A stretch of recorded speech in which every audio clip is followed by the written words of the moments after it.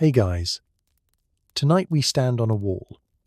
Not a great wall, but a smaller, meaner thing of rammed earth and splintered wood. It cuts a brown scar across a green valley, and it doesn't separate civilization from the so-called barbarians. It separates the kingdom of Zhao from the kingdom of Wei. On the horizon you see the watchtowers of their wall, a mirror of this one. You were born in the shadow of this wall. Your father helped repair a section of it after the last skirmish. You live in a world of walls, a world of petty kings and grand ambitions, a world where the idea of a single people, a single nation under one heaven, is a madman's fantasy. It is a story told to frighten children. So, before you get comfortable, take a moment to like the video and subscribe, but only if you genuinely enjoy what I do here. Comment where you're watching from and what time it is.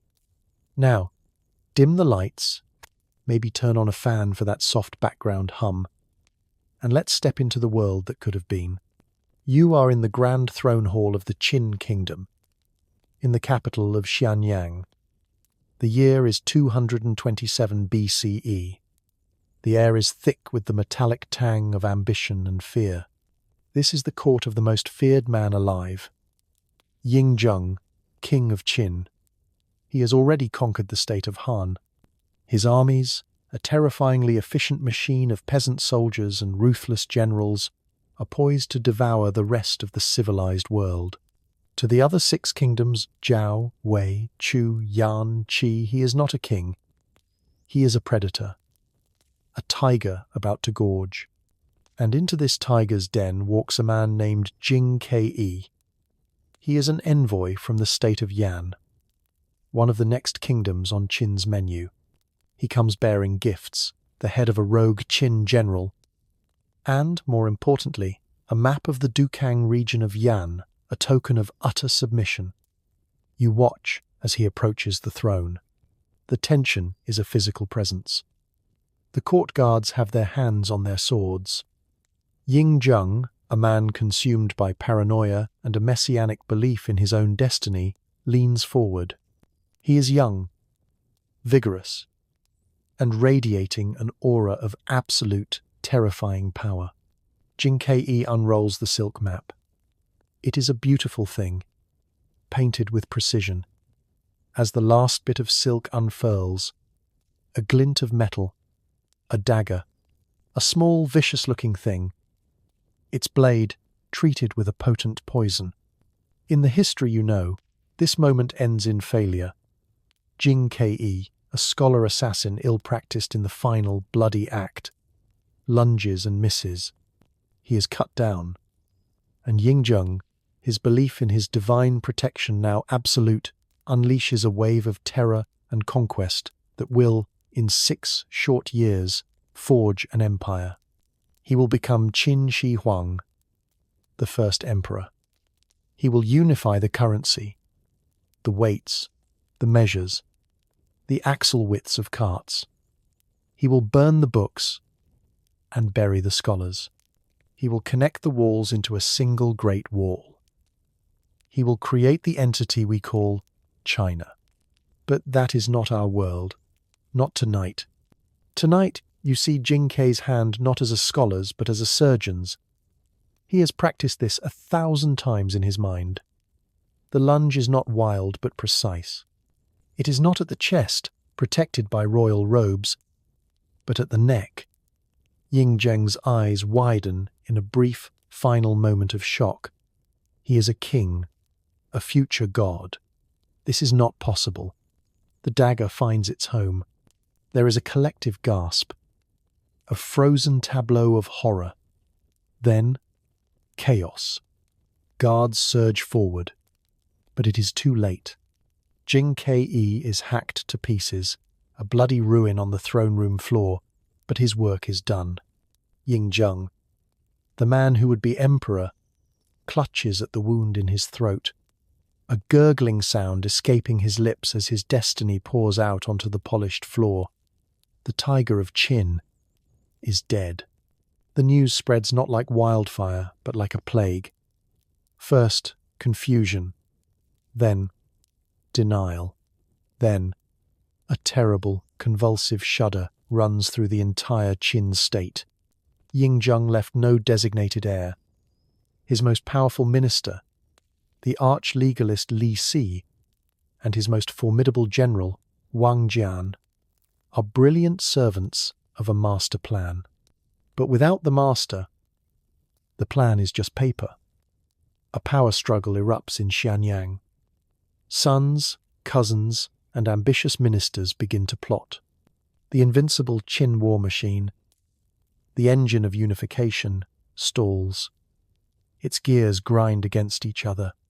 Armies are recalled from the frontiers not to guard against enemies, but to back the claims of would-be kings. Qin, the state that perfected the art of total war against others, now turns that terrifying weapon upon itself. Across the plains, in the courts of the other 6 kingdoms, the initial reaction is sheer, unadulterated joy. In Yan, the king who sent Jing Ke is hailed as a savior. In Zhao and Wei, bells are rung. The tyrant is dead. The threat is gone. They have been spared. This euphoria lasts for about a year. It is a fatal miscalculation. They mistake the death of the driver for the destruction of the engine. They believe the storm has passed. But the death of Yingzheng did not end the warring states, period. It supercharged it. It removed the one element that could have brought it to a conclusion, and instead created a permanent, festering condition of multipolar warfare. The other states do not use this breathing room to forge a lasting peace. They use it to settle old scores and grab what they can. The king of Zhao, his northern border now free from the immediate threat of Qin invasion, turns his armies south against a weakened Wei. The massive, sophisticated state of Chu in the south, which always considered itself the true heart of the culture, sees its chance. It had been preparing for a titanic struggle with a unified Qin. Now, facing a fractured north, it begins a slow, methodical expansion up the Han River and down the coast. The dream of Tianxia, all under heaven, was not Yingzheng's invention. It was an ancient ideal, the ghost of the long-dead Zhou dynasty. Yingzheng's genius was to make it a brutal, achievable reality. With his death, the dream is not abandoned. Instead, it becomes a curse. Now, every ambitious king believes he can be the one to achieve it. The mandate of heaven, the divine right to rule the civilized world, is shattered. The kings of Zhao, Qi, Chu, and Yan all believe a piece of it has fallen into their hands. What follows is not peace. It is a new, more horrifying era of conflict. A century of fire. Before, the wars had a certain logic. The goal was consolidation. Now, the goal is survival and marginal advantage. Alliances are made and broken in a single season. A kingdom might ally with Chu to attack Wei, only to be betrayed by Chu a year later. The legalist philosophy of Qin, the absolute power of the state, the mobilization of the entire populace for war, the treatment of the enemy as something to be exterminated, not just defeated, has now been adopted by everyone. It was the poison that Qin used to conquer the world. Now, with the head of the snake cut off, the venom has seeped into the soil, poisoning all the kingdoms. You see the results etched into the landscape. The wall you stand on is new, but it is built on the ruins of an older one. Every state now diverts its resources to defense. The great projects of canals and irrigation that marked periods of peace are abandoned. All iron goes to swords and spearheads. All surplus grain feeds soldiers. All young men are taught not to write poetry, but to march in formation. The tragedy of Jing Qi's success is this. His dagger did not save the world from tyranny. It condemned it to a state of endless war. It shattered the possibility of a unified state, a Xiongnu or Middle Kingdom, before it could ever be born. In its place, it created a continent of perpetual rivals. The concept of a shared identity, which Qin Shi Huang would have brutally forged with fire and blood, never materializes. Instead, you are a man of Zhao. Your loyalty is to your king, your ancestors, and your patch of land. The man on the other side of that wall, the Wei soldier, speaks a dialect you can barely understand. He worships slightly different ancestors. He is your enemy. He has always been your enemy. Your son will be taught that he is his enemy, too. The mandate of heaven is no longer a calling. It is a blood-soaked mirage, shimmering on the horizon of a battlefield that never ends. The hero's dagger did not bring peace. It brought a century of swords, and in the courts of the fractious kingdoms, philosophers and scholars begin to grapple with a terrible new reality. Perhaps heaven has abandoned them altogether. You survived the century of fire. Not you, personally, but your family, your village, the generation before you, fought and died in the shadow of those mean little walls. But something has settled. The firestorm has burned down to embers. The endless, grinding wars have exhausted the great kingdoms. An unstable equilibrium has been reached. Not peace, never peace, but a cold standoff. The kings and chancellors have realized that brute force alone leads only to mutual ruin. To survive, a state needs more than just an army. It needs an idea. It needs a soul. You are a traveling scholar. A dangerous profession. To cross a border is to cross into a different reality. Your journey takes you from the harsh, orderly plains of the north, through the ritualized heartlands, and down to the mystical rivers of the south. You carry not a sword, but bamboo scrolls filled with questions. And what you discover is that the death of the first emperor did not just shatter a nascent empire, it shattered truth itself. The 100 schools of thought, that brilliant explosion of intellectual inquiry from the late Zhou dynasty, never ended. They were never consolidated, never suppressed. Instead, they were captured. They were put to work. Each kingdom, in its desperation, latched onto a philosophy, nurturing it, twisting it, until it became the very marrow in its bones. Your first stop is the kingdom of Wei. It squats on the Yellow River Plain, a state that saw the terrifying efficiency of Qin and, after its collapse, decided to emulate it. Here, the ghost of the legalist philosopher, Han Fei, is king. You feel it the moment you pass the perfectly manned border checkpoint. There are no pleasantries. Your papers are checked, your purpose interrogated, your luggage searched with a silent, methodical precision. The streets of the capital, Dalian, are laid out in a perfect grid. People walk briskly, their faces impassive. There are no loiterers, no street performers, no idle chatter. To be idle is to be useless, and to be useless is to be a criminal. In Wei, the law is not a guide, it is a cage. Every action is prescribed, every punishment is clear and mercilessly applied. Farmers are rewarded for meeting grain quotas and punished for failing.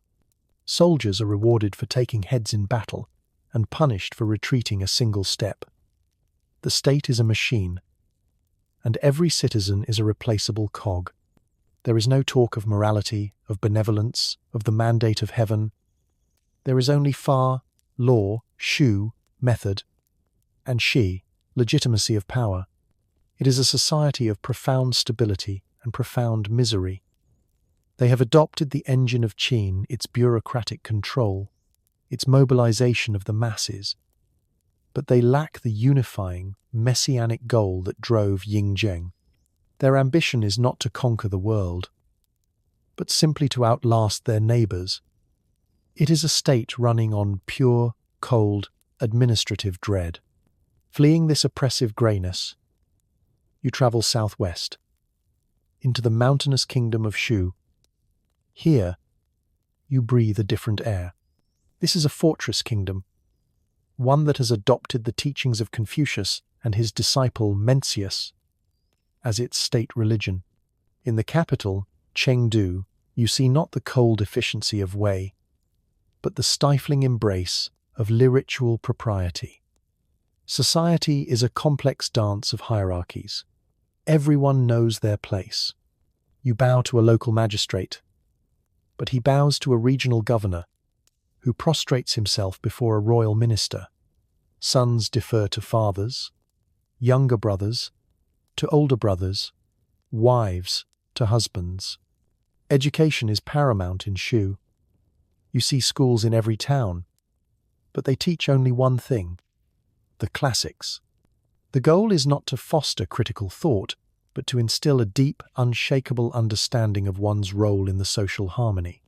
The government is run by scholar officials who have passed rigorous examinations on their knowledge of ancestral rites and poetic forms. They are, by and large, decent men.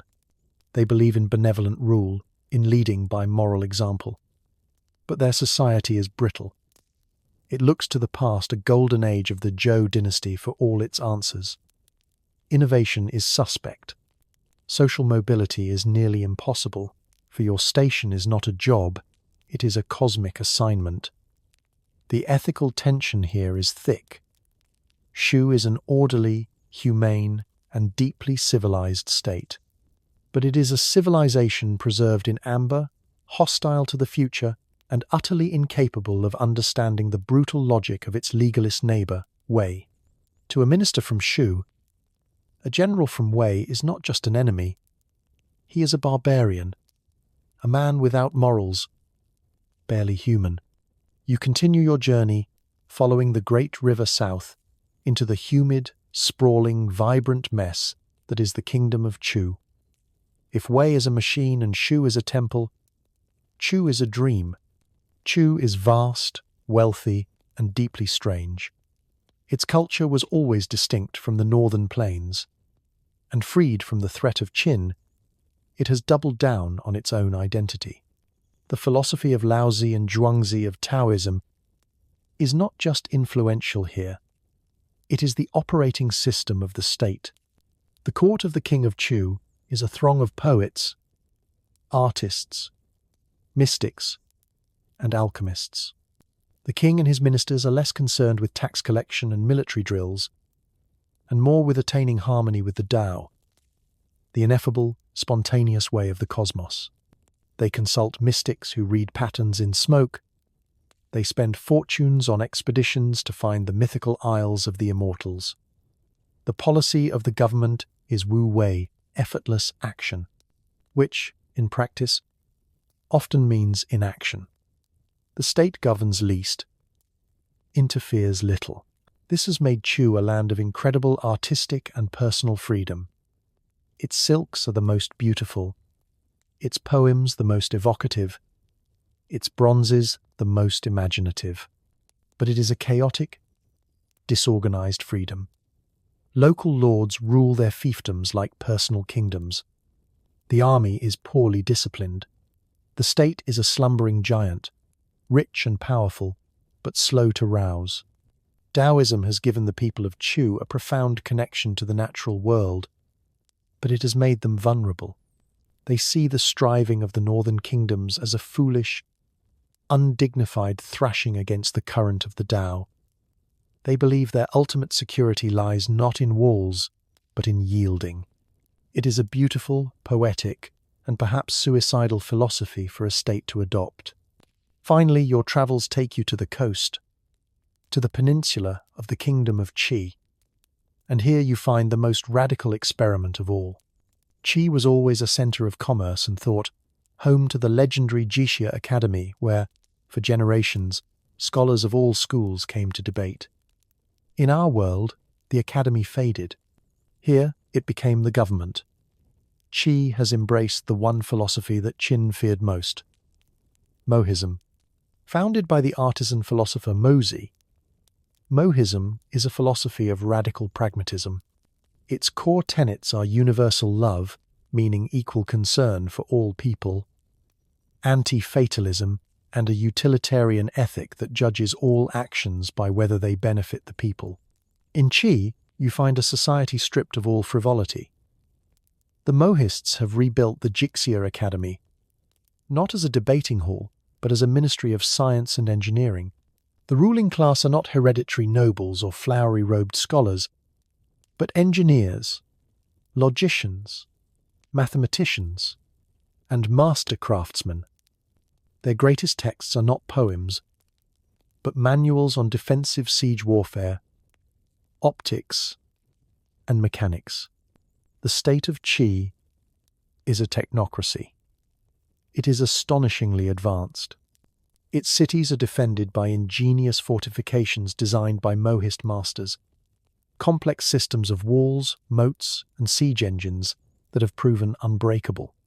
Its government is a pure meritocracy. Leaders are chosen based on their skill and their devotion to the public good. There is a spirit of communalism here, of shared purpose, that you saw nowhere else. But there is a coldness to it, an austerity that chills you. Music is banned unless it serves a social purpose. Funerals are simple affairs, as lavish rituals are a waste of resources. Art is condemned as useless. Life in Qi is safe, it is orderly, it is logical, but it lacks joy. It is a society built by geniuses who have forgotten what it means to be human. You end your journey with a terrifying realization. The 100 schools have survived, but in doing so, they have become dogmas. They have built walls of philosophy between the kingdoms that are even more formidable than the walls of rammed earth.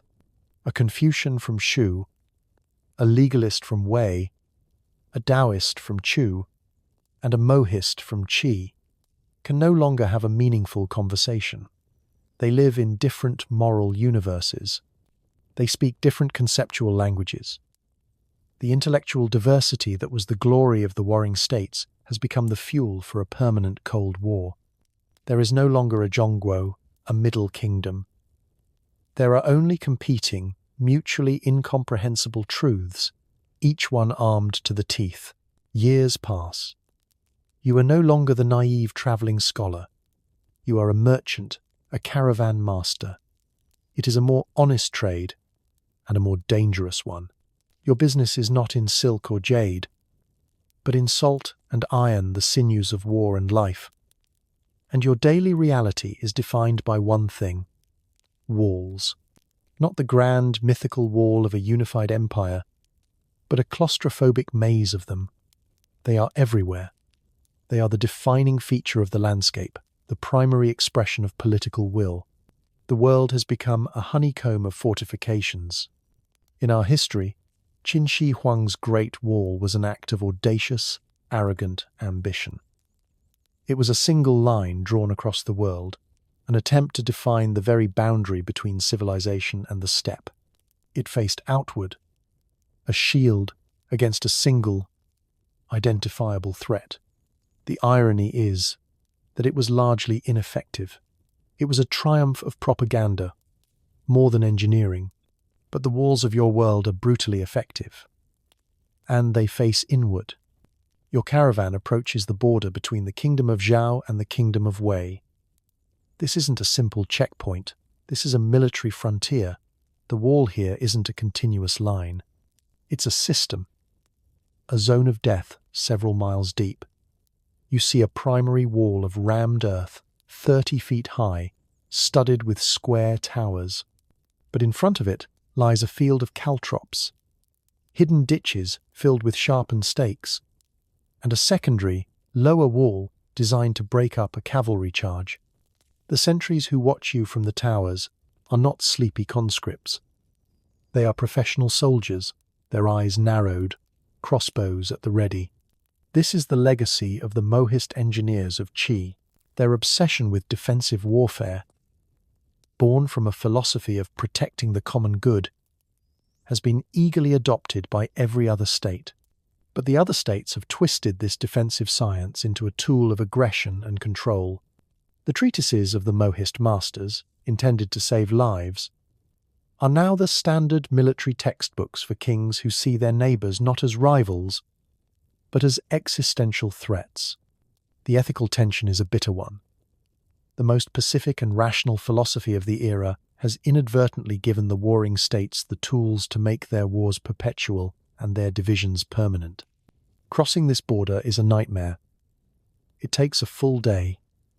Your carts are unloaded, their contents inspected not just for contraband, but for anything that might carry a hostile idea. Scrolls are unrolled and scanned by a semi-literate functionary. Even the patterns on your clay jars are scrutinized. The tolls and tariffs are extortionate.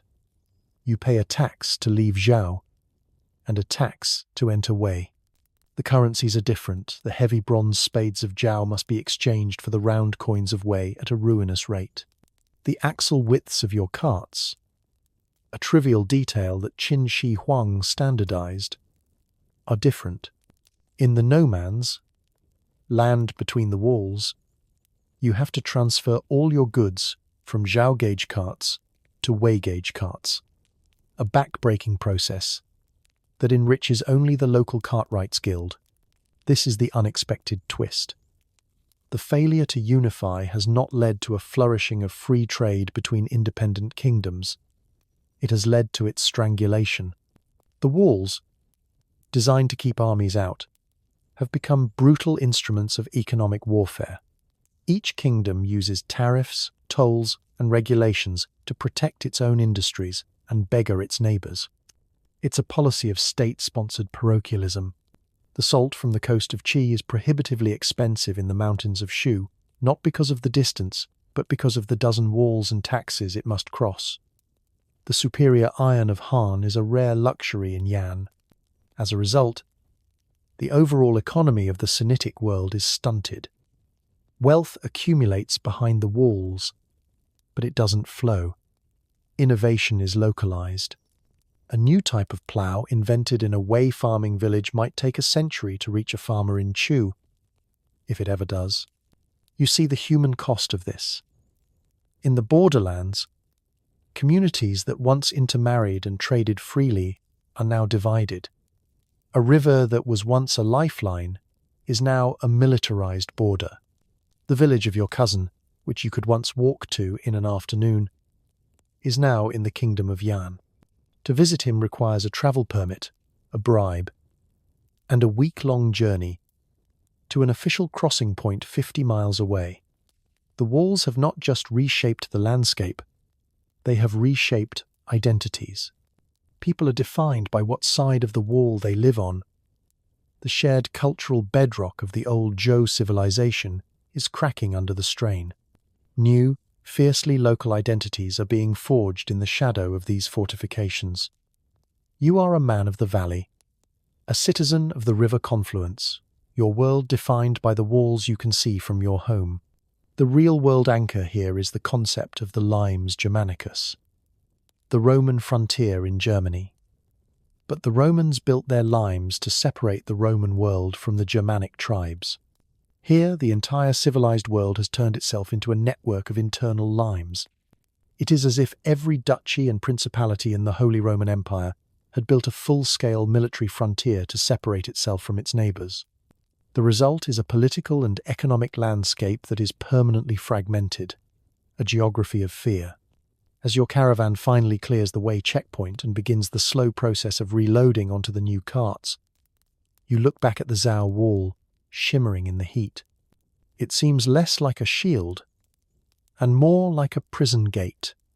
You are a trader, a man who lives by movement, but you live in a world that has decided movement is a sin. The kings and their ministers believe these walls create security. You, who have to navigate them, know the truth. They do not keep danger out. They seal it in. Each kingdom has become a pressure cooker, the rivalries and resentments building within its fortified borders. The walls were meant to end the century of fire. Instead, they have merely contained the flames, allowing them to burn hotter and deeper waiting for the inevitable moment when the pressure becomes too great and the walls come crashing down. And the final, cruelest irony? The nomads of the northern steppe, the Xiongnu, watch this all with great interest. In our world, they faced a unified, expansionist Han Empire that saw them as its primary threat. In this world, they see a collection of squabbling, self-obsessed kingdoms, spending their wealth and manpower building walls against each other. The Sinitic states are so focused on their internal rivalries that they have forgotten the world beyond their self-imposed cages. The real storm is gathering, not in the heartlands of the Yellow River, but in the vast, open grasslands to the north. And the walls all face the wrong way. You have left the grim, dusty north behind. You sold your caravan and bought passage on a river junk, a great, broad-bellied vessel with a high stern and a battened sail. The journey south was a revelation. You crossed the Huai River, the traditional boundary, and it was like stepping from a barren courtyard into a lush, overgrown garden. The air grew thick and sweet with the smell of damp earth and blooming flowers. The sky seemed higher, the colours more vivid. And then you saw it. The Changjiang, the long river, the Yangtze. It is not a river in the way the Yellow River is. The Yellow River is a burden, a taskmaster, prone to destructive floods and sullen rages. The Long River is a god. It is a vast, moving sea of life, its waters the colour of jade, its surface teeming with boats of every size and shape. This is the kingdom of Chu. And you understand immediately that this is not just another kingdom. It is another world. In the north, power is measured in acres of land and battalions of soldiers. Here, power flows with the water. The capital, which has been moved closer to the great river delta, is a sprawling, chaotic, vibrant metropolis.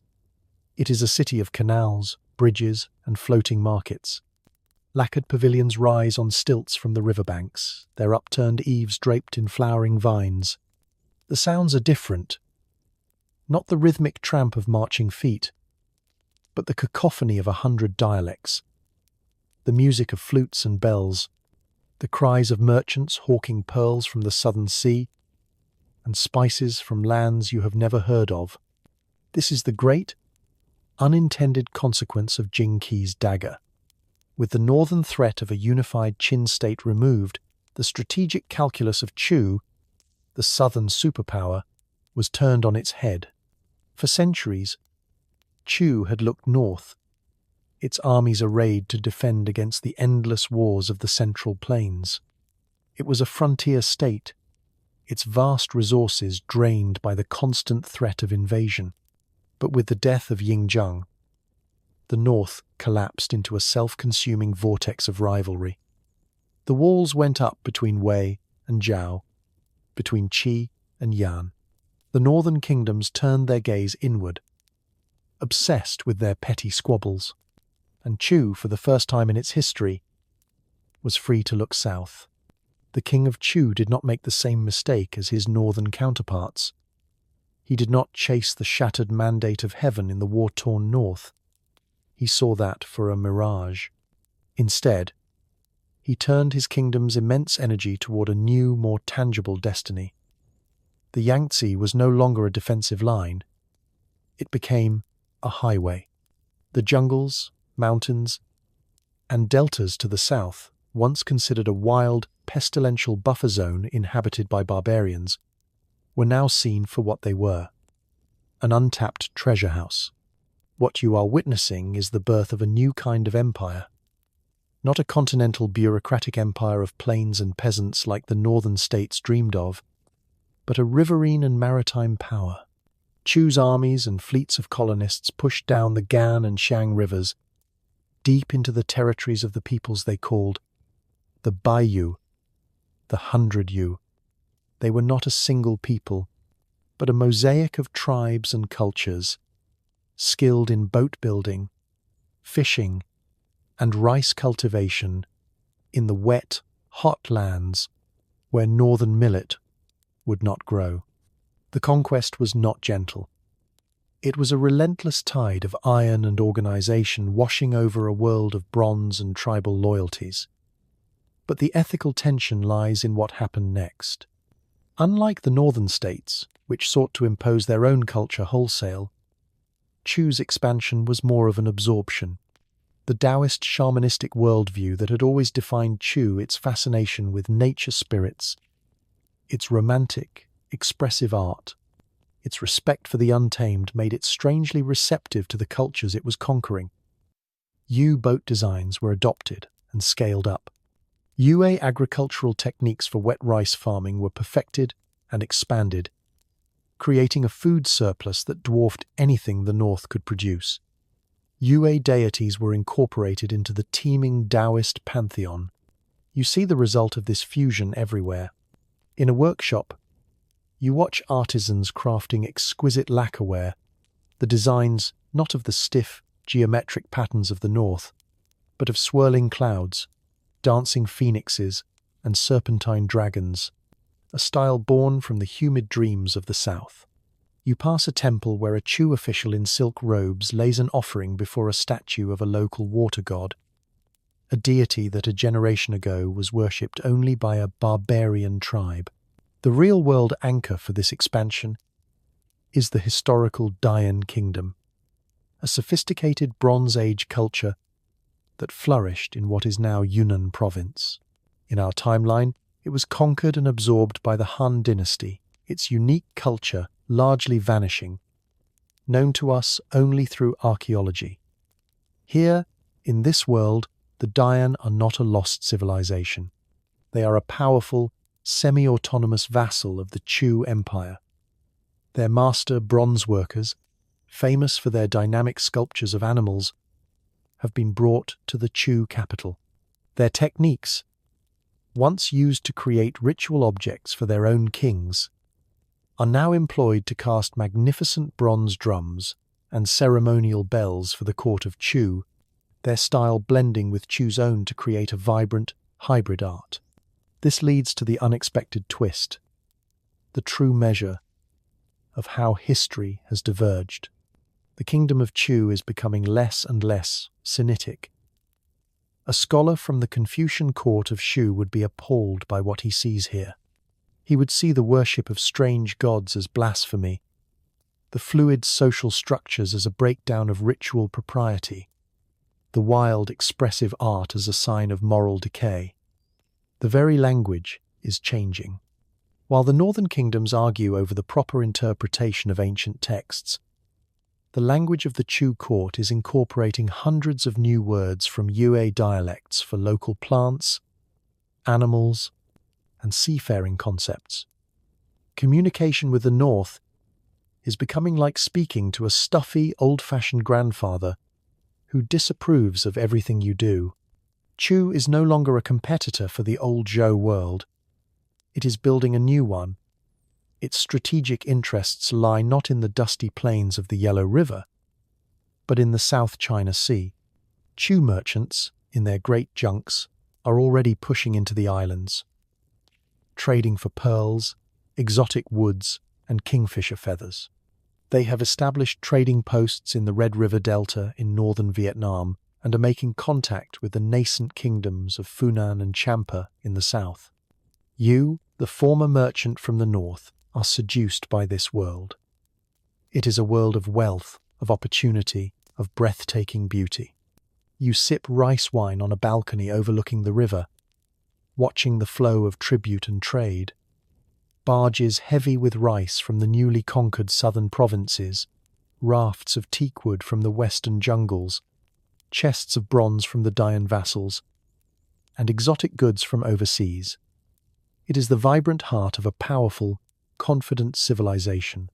But you are a trader. You know every credit has a debit. One evening you speak with a demobilized soldier, a man whose eyes are hollow. He tells you stories not of glorious battles, but of pacification campaigns in the jungle-covered hills. He speaks of entire villages put to the torch because they refuse to yield their ancestral lands for a new rice paddy. He describes hunting men like animals, the savage Yue, who fought with poisoned darts and terrifying ferocity to protect their homes. He tells you that the beautiful lacquer on the bowl you admire is made from the sap of a tree that grows only in the deepest, most fever-ridden jungles, harvested by convicts and war captives, many of whom do not survive. This is the brutal paradox of the Southern Dragon. Its golden age is built on a foundation of iron and blood. Its cultural fusion is preceded by violent conquest. The Chu Empire is a magnificent, glittering palace, but its foundations are sunk deep into the graves of the peoples it has consumed. Looking out at the river, you see the reflection of the lanterns from the pavilions of the great and powerful. The southern world Chu is creating is rich, mystical, and artistically brilliant. It is a world where humanity's connection to nature is celebrated, not paved over. But it is still an empire. And an empire, whether it is powered by cold legalist logic or poetic Taoist dreams, always presents its bill in the currency of human suffering. The northern kingdoms have become stagnant cages of ideology. Chu has become a beautiful, graceful predator. And it is still hungry. You have turned your back on the sea and the great river. The humid air of Chu thins out, replaced by the dry, searing breath of the high plains. And, finally, the desert. The journey west is not a single road. It is a series of perilous hops between islands of life in a sea of sand and gravel. You travel with a new kind of companion, a Sogdian, a man from the legendary merchant city of Samarkand. His name is Rashan, and his face is a roadmap of his travels, weathered by 100 desert suns. He does not speak of kings or philosophies. He speaks of profit margins, of the temperament of oasis chieftains, and of the precise number of days it takes to get from one well to the next. In our history, this route became the Silk Road, a grand artery of commerce policed and projected by the power of the Han dynasty.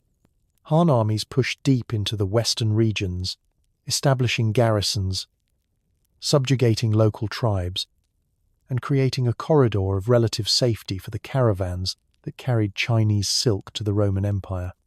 It was an extension of imperial will. But here, there is no imperial will. There is no unified power to project. The warring Sinitic kingdoms are too consumed with their own rivalries to police the deserts of the Tarim Basin. The result is not chaos. It is a power vacuum filled by men like Rashan. This is not the Silk Road.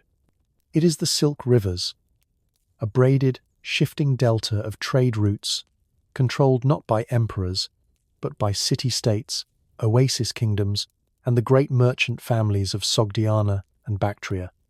You arrive in the oasis city of Quran, in the kingdom of Lulan. It is not a Sinitic city. There are no rammed earth walls or familiar tiered roofs. The buildings are made of mud brick and plaster. Their cool, dark interiors, a refuge from the blinding Sunday. The people who throng the marketplace have fair hair and light-coloured eyes, the Tocharians, who have lived here for centuries. The language they speak is an ancient, alien tongue, and mixed among them are Sogdians, like Rashan, Bactrians from the lands of the former Greek kings, Gandharans with Indian features, and even a few men who claim to be from the empire of the Parthians. This is the real-world anchor, the cosmopolitan oasis cities of the Tarim Basin. In our world, they were eventually swallowed by Chinese and Turkic influence. Here they are the masters of their own destiny. They are the gatekeepers. A caravan from the technocratic state of Qi might bring its goods this far, but no farther. Here they sell their wares to a Sogdian middleman, who then organizes a new caravan to take the goods west to the next oasis, and so on. Each leg of the journey is a separate transaction, a separate world. It is inefficient, and it makes goods fantastically expensive by the time they reach the west. But it makes the merchant lords of these oases fabulously wealthy. They are the new kings of the world, their thrones built on bales of silk and sacks of spice. As you spend time in Kroran, hosted by Rashan's local agent, you notice something profound. You see no signs of the ancestor worship of the Sinitic kingdoms, none of the Taoist mysticism of Chu.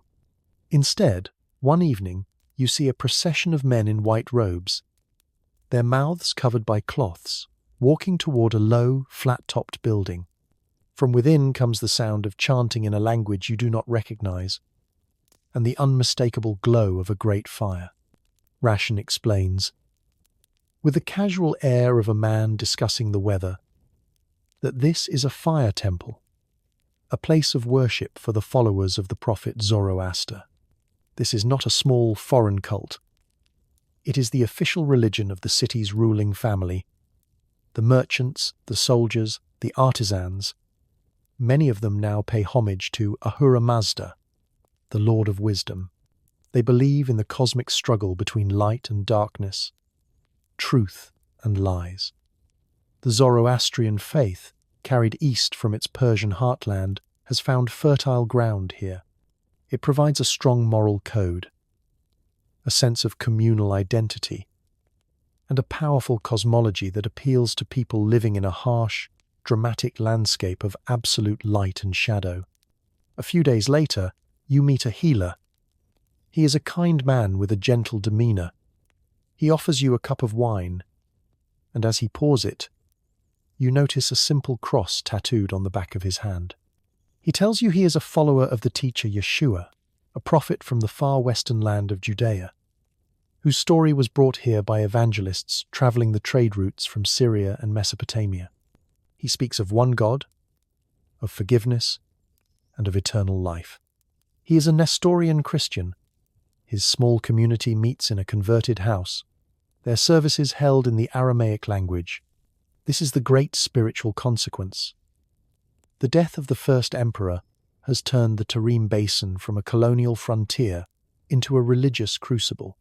Without a powerful, culturally assertive Sinitic empire pushing its own belief systems westward, the flow of influence has reversed. The great missionary religions of the West, Zoroastrianism and Nestorian Christianity, are not trickling in. They are flooding in.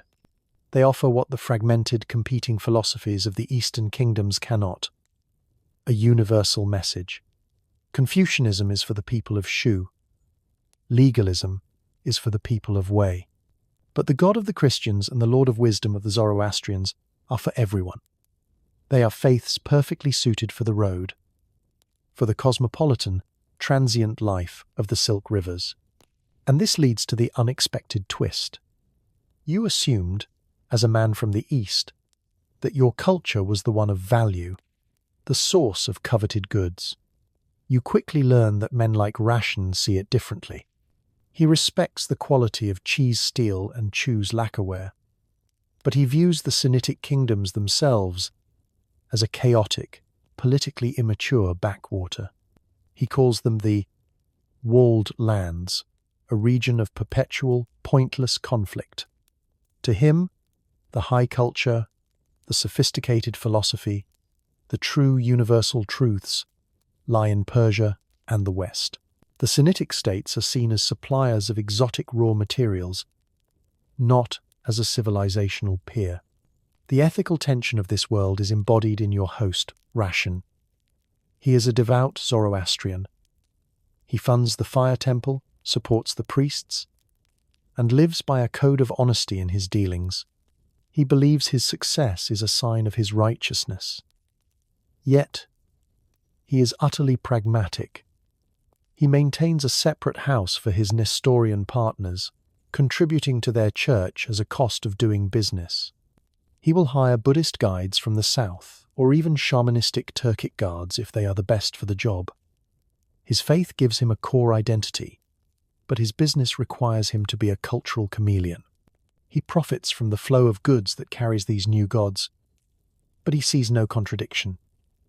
Spreading the word of Ahura Mazda and securing a good price for a bolt of silk are, in his mind, two sides of the same coin. They are both part of bringing order and sense to a chaotic world. You stand on a rooftop at dusk, looking out over the city. The glow from the fire temple pulses against the deep purple of the desert sky. In the distance, you hear the faint sound of a Christian hymn. You came west seeking profit, but you have found a world in the midst of a spiritual revolution. The dagger that killed Yingzheng severed the main artery of an empire before it could form.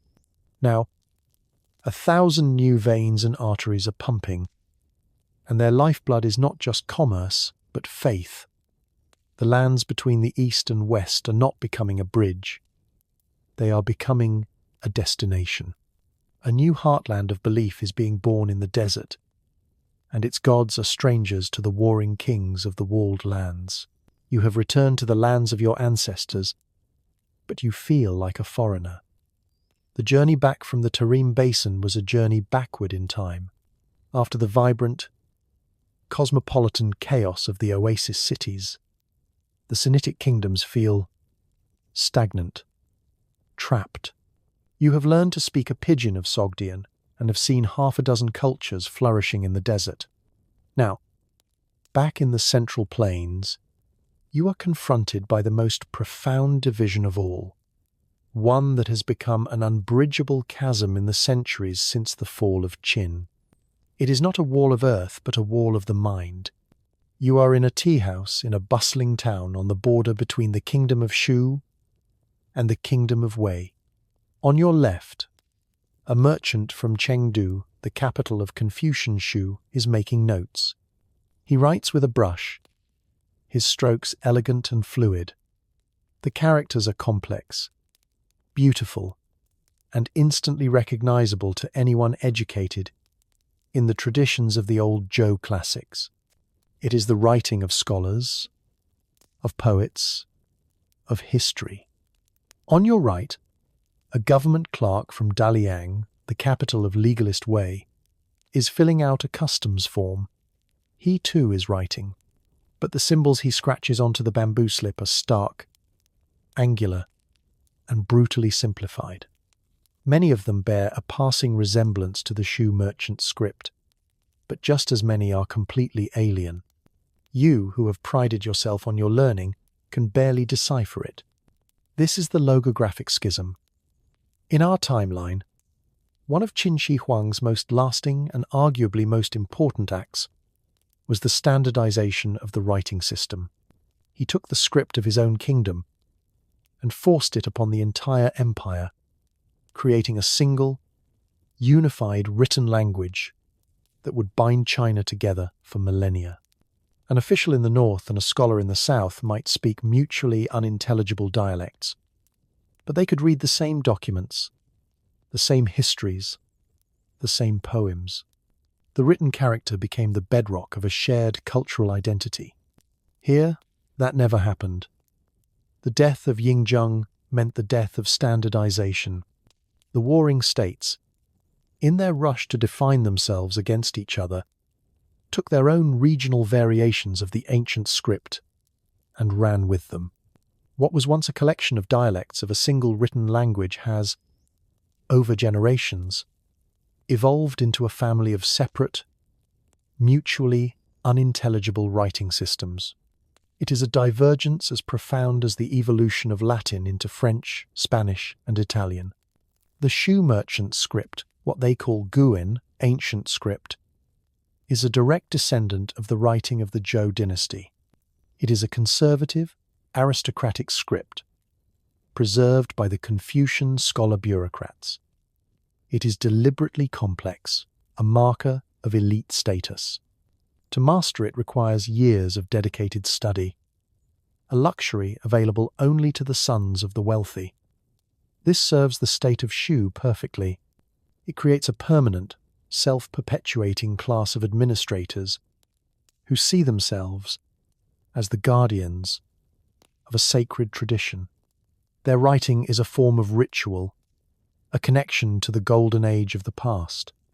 The Wei clerk's script, known colloquially as Farsi, law script, is the opposite. It is a product of the cold, pragmatic, legalist philosophy. The Wei state demanded efficiency above all else.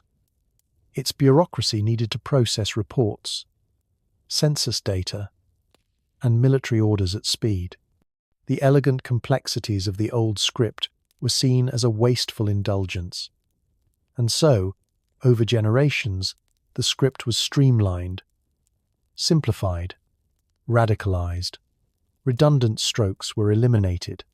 Complex pictographs were replaced with simpler, more abstract symbols. Some scribes even began experimenting with phonetic components, symbols that represented not a meaning, but a sound, a radical departure from logographic tradition. Farsi is ugly, artless, and astonishingly effective. A peasant can be taught to read and write basic Farsi in a matter of months, making him a useful cog in the state machine. This linguistic divergence is the unexpected twist. It is a self-inflicted wound. The kingdoms, in their drive to create unique identities, have effectively made themselves foreign to one another. A peace treaty between Shu and Wei is a translator's nightmare. The text must be written in parallel columns, with scholars from both sides arguing for days over the precise nuance of a single character. Trade is a constant struggle. A contract written in Shu's Guin is worthless in a Wei court. Merchants like you must hire specialist scribes, men who have dedicated their lives to the painstaking task of learning a second or third writing system. These scribes are rare, expensive, and hold immense power. The ethical tension lies in the purpose of writing itself. In Shu, writing is a tool for preserving culture and reinforcing social hierarchy. It is a beautiful art form that locks the majority of the population out of power. In Wei, writing is a tool for social control and administrative efficiency. It empowers the state at the expense of culture and beauty. Is the purpose of literacy to connect a person to the wisdom of the past, or to make them a more effective servant of the state? The tea house you sit in becomes a microcosm of this dilemma. The Shu merchant sips his tea, composing a poem about the beauty of the willow tree outside. The Wei clerk gulps his, calculating the tariff on a shipment of soybeans. They are from the same root culture, but their minds now work in fundamentally different ways, and it gets worse. In the south, the great riverine empire of Chu has developed its own script, a flowing, cursive style known as Chumo, Chu ink, influenced by their absorption of the Yue peoples and their Taoist sensibilities. Their script is calligraphic and expressive, often incorporating pictographs of birds, snakes, and river patterns. It is considered decadent and incomprehensible by the northern scholars. On the coast, the Mohist technocrats of Qi have developed a script called Gongwen, tool script. It is a stark, functional system, with characters designed to be as clear and unambiguous as possible, suitable for engineering blueprints and scientific treatises. They have even begun to develop a system of standardized numerical notation, something utterly alien to the other kingdoms. The real-world anchor here is the relationship between Japanese kanji, hiragana, and katakana. Japan borrowed Chinese characters, kanji, but then developed its own phonetic scripts, kana, to represent its own distinct grammar and sounds. Now, imagine that process happening internally, fragmenting the Sinitic world itself. A man from Qi looking at a Chu poem is like an English speaker looking at a Japanese newspaper. He might recognize a few root symbols, but the meaning and structure are a total mystery. You pay for your tea and leave the tea house. The irony is staggering. For centuries, the warring states have fought with swords and spears over scraps of land, but the most effective weapon, the one that has ensured their permanent separation, was the scholar's brush and the clerk's stylus. They have built walls of ink and grammar that are more formidable than any fortress. The dream of Tianxia, all under heaven, is now not just politically impossible, it is linguistically impossible. You cannot unite a people who can no longer read each other's laws, love letters, or declarations of war. The first emperor's assassins thought they were saving the world from a single tyrant. They never imagined they were also condemning it to a Tower of Babel, a silent intellectual chaos from which it might never recover.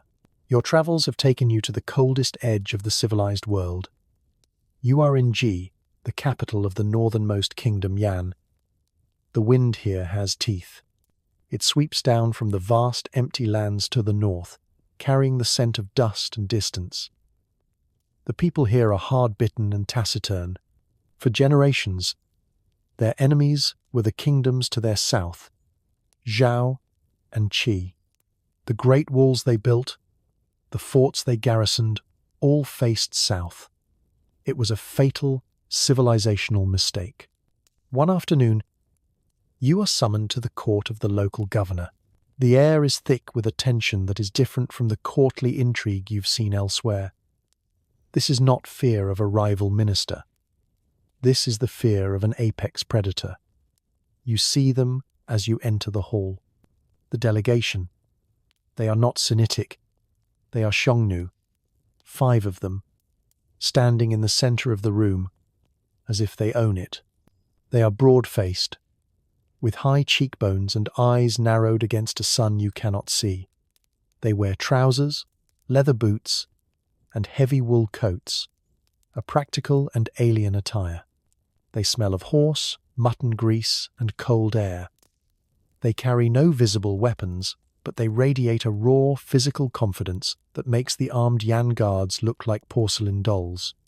This is the new reality on the northern frontier. In our history, the great threat from the steppe, the Xiongnu tribal confederation, was met and eventually broken by the might of a unified Han dynasty under the formidable Emperor Wu. His massive expeditions, fueled by the resources of an entire continent, pushed the Xiongnu back, split their confederation, and secured the Silk Road.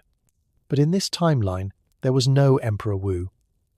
There was no Han dynasty. While the Sinitic kingdoms were turning inward, building their walls against each other, locked in their century-long Cold War, something happened on the steppe. A leader emerged, a man of terrifying genius named Modu. This is the real-world anchor. Modu Xiongnu, the founder of the Xiongnu Empire. He was as much a unifier as Ying Zheng, but his empire was one of grass, horses, and open sky. The story they whisper about him in the Yan court is chilling. To train his warriors, Modu fashioned a special whistling arrow. He ordered his men to shoot whatever he shot. First, he shot his favorite horse. Any man who hesitated was executed. Then, he shot his favorite wife. Any man who flinched was executed. Finally, during a hunt, he aimed his whistling arrow at his own father, the Xiongnu. Every one of his men fired. This was the man who forged the Xiongnu. He took a fractious collection of nomadic tribes and through sheer brutal will, welded them into a disciplined, centralized and unstoppable military force. While the civilized kingdoms were perfecting the art of the siege, the Xiongnu were perfecting the art of the lightning raid. While the Sinitic states were fragmenting their written languages, the Xiongnu were united by a single chain of command. And now, they have come to collect. The leader of the delegation, a man named Tegin, speaks not in the deferential tones of an envoy, but with the flat authority of a tax collector. He does not ask for tribute. He dictates its terms. 3,000 bolts of silk, 10,000 bushels of grain, 100 casks of wine, and a princess from the royal house of Yan to be a wife for the Xiongnu's third son. The Yan governor, a proud man in his silken robes, stands rigid, his face a mask of humiliation. This is the unexpected twist. The Xiongnu do not want to conquer the kingdom of Yan. They have no interest in ruling over cities and farms. They tried that once, briefly, taking a Zhao frontier city, and found they hated it. The walled-in life, the administration, the sheer number of people, it was alien and tiresome. They are a steppe empire. They want the fruits of civilization, not the burden of it. So they have created something new, a sophisticated system of hegemony. They do not rule the northern kingdoms of Yan and Zhao. They herd them. They have become the arbiters of the north. The tribute is not just plunder. It is a fee for a service. The service is survival. 2 years ago, the kingdom of Zhao, in a fit of expansionist ambition, prepared to invade Yan. The king of Yan, in a move of desperation that shattered centuries of cultural pride, sent an envoy north to the court of the Xiongnu. A Xiongnu army appeared on Zhao's northern border, not to raid, but simply to camp. The message was clear. The Zhao invasion was called off. The Xiongnu had become the guarantor of Yan's existence. Now, Tegin and his men are here to remind the governor who his true master is. The ethical tension in the governor's hall is suffocating. You see it in the faces of the court officials. The older ones, steeped in the Confucian traditions imported from Shu, are flushed with rage. They whisper of honor, of the distinction between civilized man, Hua, and barbarian, Yi. To them, this is a degradation beyond measure. They would rather see the kingdom fall in a blaze of glory than bend the knee to these horse lords. But the younger officials, the pragmatists, the men who actually have to manage the frontier, see it differently. They understand the calculus of survival. They know that the Xiongnu tribute, humiliating as it is cheaper than maintaining a full army on the southern wall against Zhao. They have learned that the Xiongnu's favor can be a weapon, one they can use against their Sinitic rivals. By accepting the status of a vassal, they have outsourced their national security. They have traded sovereignty for existence. The governor, his face pale, agrees to all the terms. The meeting is over. The Xiongnu delegation turns and walks out, not with a bow, but with a swagger. They are the lords here. The Sinitic men are the subjects. Later that night, you stand on the city wall, not the southern wall facing Zhao, but the northern wall facing the steppe. It is a neglected thing, little more than a token barrier. For centuries, this was the edge of the world. Now, it is the center of power.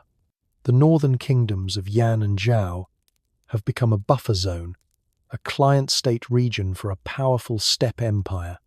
Their endless rivalry has been frozen in place by an outside power, which plays them against each other with cynical skill. The great dream of unifying the Sinitic world, which died with Yingzheng, now seems like a child's fantasy. The relevant political question for a king in Yan or Zhao is no longer, how do we defeat Qi? But what is the mood of the Xiongnu this season? You look out into the immense, dark emptiness of the north and feel a profound, tectonic shift in the nature of the world. The people of the Central Plains, in their arrogant conviction that they were the Zhongguo, the Middle Kingdom, the center of all creation, have become a periphery. They walled themselves in, quarreling over the furniture in the house, while a new landlord moved in and claimed the entire estate. The barbarians are no longer at the gates. They are sitting in the throne room, putting their feet up on the table, and demanding their dinner. You have fled the humiliated north and the stagnant heartlands. You needed air. You needed an open horizon. You travelled east, always east, until the dusty smell of the plains was replaced by a sharp, wet, briny tang in the air. You stand now on a stone pier in Lindsay, the great coastal metropolis of the Kingdom of Qi. The wind whips your robes, and for the first time in what feels like a lifetime, you see no walls. Before you is only the grey, churning, limitless expanse of the Bohai Sea. The world feels bigger here, The inland kingdoms you left behind are defined by their constraints, by walls, by hierarchies, by the dead weight of the past. They look inward and backward. But here on the coast, everything is different. The people of Qi and their great rivals to the south in the coastal kingdom of Yue look outward and forward. The strangulation of the land routes, the endless tolls and tariffs of the walled kingdoms did not impoverish them. It liberated them. It forced them to turn their backs on the continent and embrace the sea. This is a world born of salt and bronze. The kingdom of Qi sits on vast salt flats, a resource more precious than gold in the ancient world. The state, guided by its ruthlessly pragmatic Mohist principles, has industrialized its production. You see endless fields of evaporating pans, the crystallized salt glittering like diamonds in the sunday. This salt is their power. It is their leverage over the inland states. But more importantly, it is their primary currency for maritime trade. Further south, the kingdom of Yue has emerged. In our history, the ancient state of Yue was conquered by Chu. Here, as the great Chu Empire pushed south into the jungles, its eastern coastal regions, with their distinct seafaring culture, became difficult to govern. They eventually broke away, forming a new, aggressive maritime state. Yue does not have the salt of Qi, but it has access to the rich copper and tin deposits of the southern mountains and a mastery of bronze casting that is legendary. This is the real-world anchor. The historical Yue were famed for their swords, marvels of metallurgy that could remain rust-free for centuries. In this world, that craft has become the engine of an economy. What has been created is a cynic Mediterranean. The Yellow Sea and the East China Sea are not barriers, they are vast, windswept commons, a liquid continent of opportunity. The port of Lindsay is a testament to this new reality. It is a riot of sound and smell. The docks are a forest of masts. The ships are not the clumsy river junks of Chu, but sleek, ocean-going vessels with multiple masts and deep keels, designed to handle the temperamental moods of the open sea. And the people, they are from everywhere. You see grim-faced Qi merchants overseeing the loading of salt jars. Their movements efficient, their faces devoid of pleasantry. You see swaggering Yue captains, their robes more colourful, their bronze swords worn with a casual lethality. But alongside them are men whose faces are new to you. Men from the Jinhan Confederacy on the Korean peninsula, trading ginseng and furs for Qi ironwork. Islanders with tattooed faces and bone jewellery from the Ryukyu chain, offering rare shells that will be ground into inlay for lacquerware. And most strikingly, you see the Wa people. In the Chronicles of the Inland Kingdoms, the Wa, the people of the Japanese archipelago, are dismissed as primitive barbarians. Here, they are partners. You see a Wa chieftain, a man of immense stature, with a quiet, watchful dignity, negotiating directly with a Qi salt minister. He is not a vassal. He is a customer. He is also a supplier. His own ships bring obsidian, pearls, and, most importantly, warriors. The Wa are renowned for their ferocity, and both Qi and Yue employ them as mercenaries in their endless proxy wars against each other's trading posts. This maritime world has spawned the great unexpected twist. The cultural colonization of the periphery is not happening from a single, monolithic China. It is a competitive, fragmented process. A sailor from Qi will tell you that the people of the northern Korean coast are becoming civilized, meaning they are adopting Qi's functional pottery, its grid-like town layouts, and its obsession with practical efficiency. A Yue trader will boast that the chieftains of southern Japan are developing a taste for the finer things, meaning they are buying Yue's brilliant bronze mirrors, their expressive lacquerware, and adopting Yue's more aristocratic, aggressive, courtly styles. There is no sinosphere being created. There is a Qi sphere and a Yue sphere, and they are in constant, cutthroat competition. They battle not with grand armies, but with trade embargoes, preferential pricing, and the occasional pirate raid that is secretly state-sponsored. The future cultures of Korea and Japan are not being shaped by a distant, unified emperor. They are being forged in the crucible of this maritime rivalry, picking and choosing elements from two very different Sinitic models. One port city might become a small, functional copy of Lindsay. Another, a few hundred miles away, might look like a miniature version of a flamboyant Yue capital. The ethical tension of this world is seductive because it feels like freedom. After the oppressive, walled-in societies of the continent, the bustle and opportunity of the coast feel like a breath of fresh air.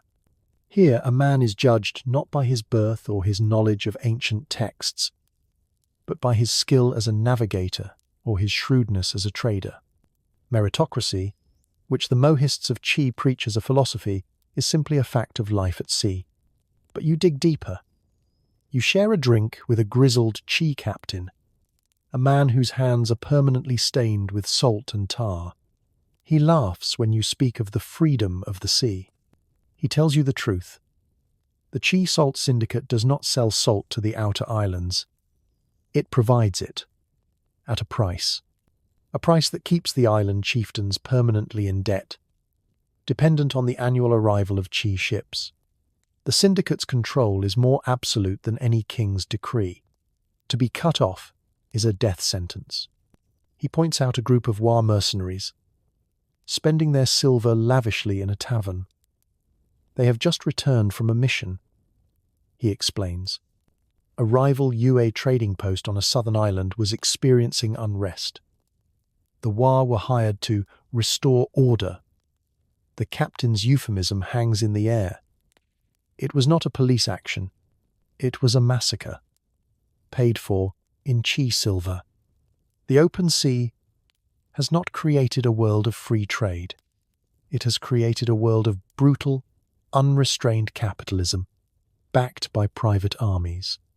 The wealth of Lindsay, the beauty of its pavilions, the intellectual ferment in its academies, it is all subsidized by a new, more efficient kind of imperialism.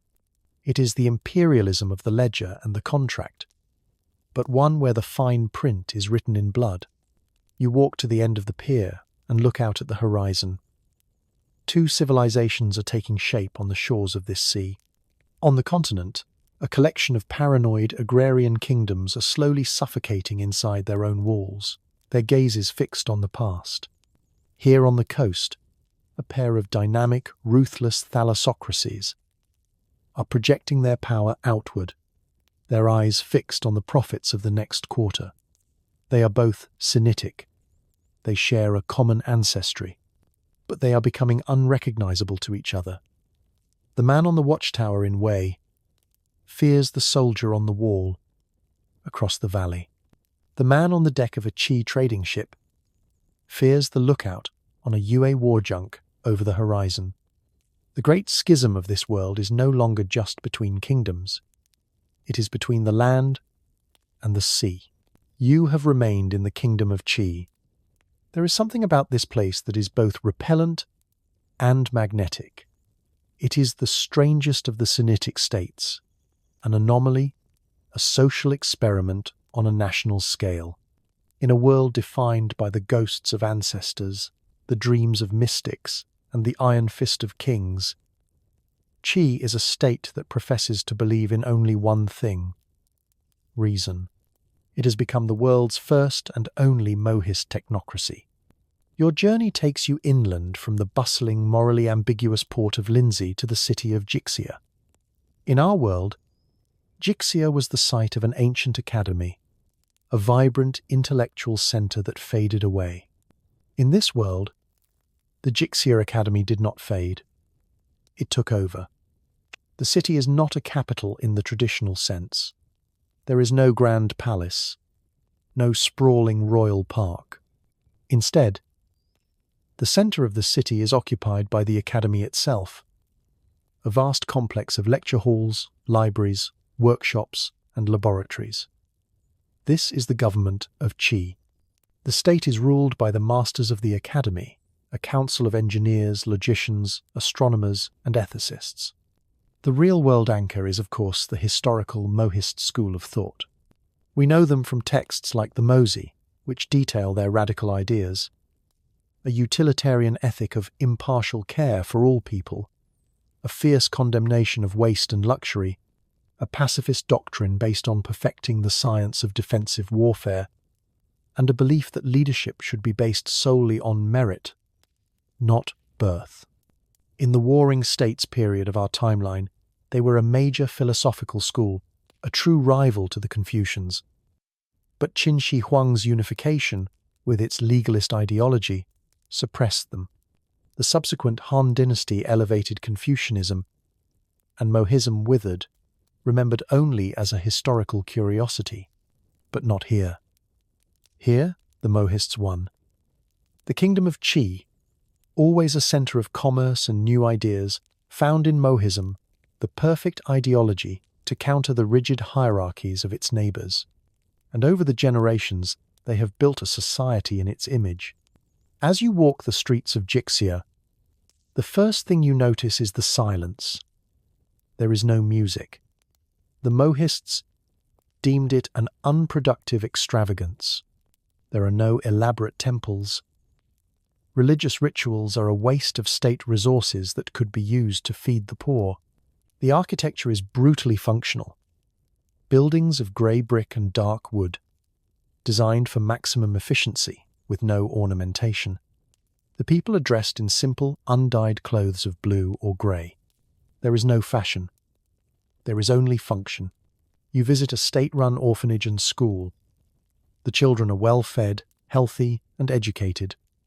They are taught logic, mathematics, ethics, and engineering. From a young age, their aptitude is tested, and they are guided into professions where they can best serve the state's welfare. A boy with a talent for calculation is destined for the Ministry of Resources. A girl with a keen eye for geometry will be trained in the Ministry of Fortifications. This is the Mohist ideal of impartial care and meritocracy made real. Everyone is cared for, and everyone is placed where they can be most useful. This leads to the unexpected twist. You assumed this austere, logical society would be technologically advanced but culturally barren. You were only half right. In a workshop at the heart of the academy, you are shown their greatest achievements. They are not just masters of siegecraft.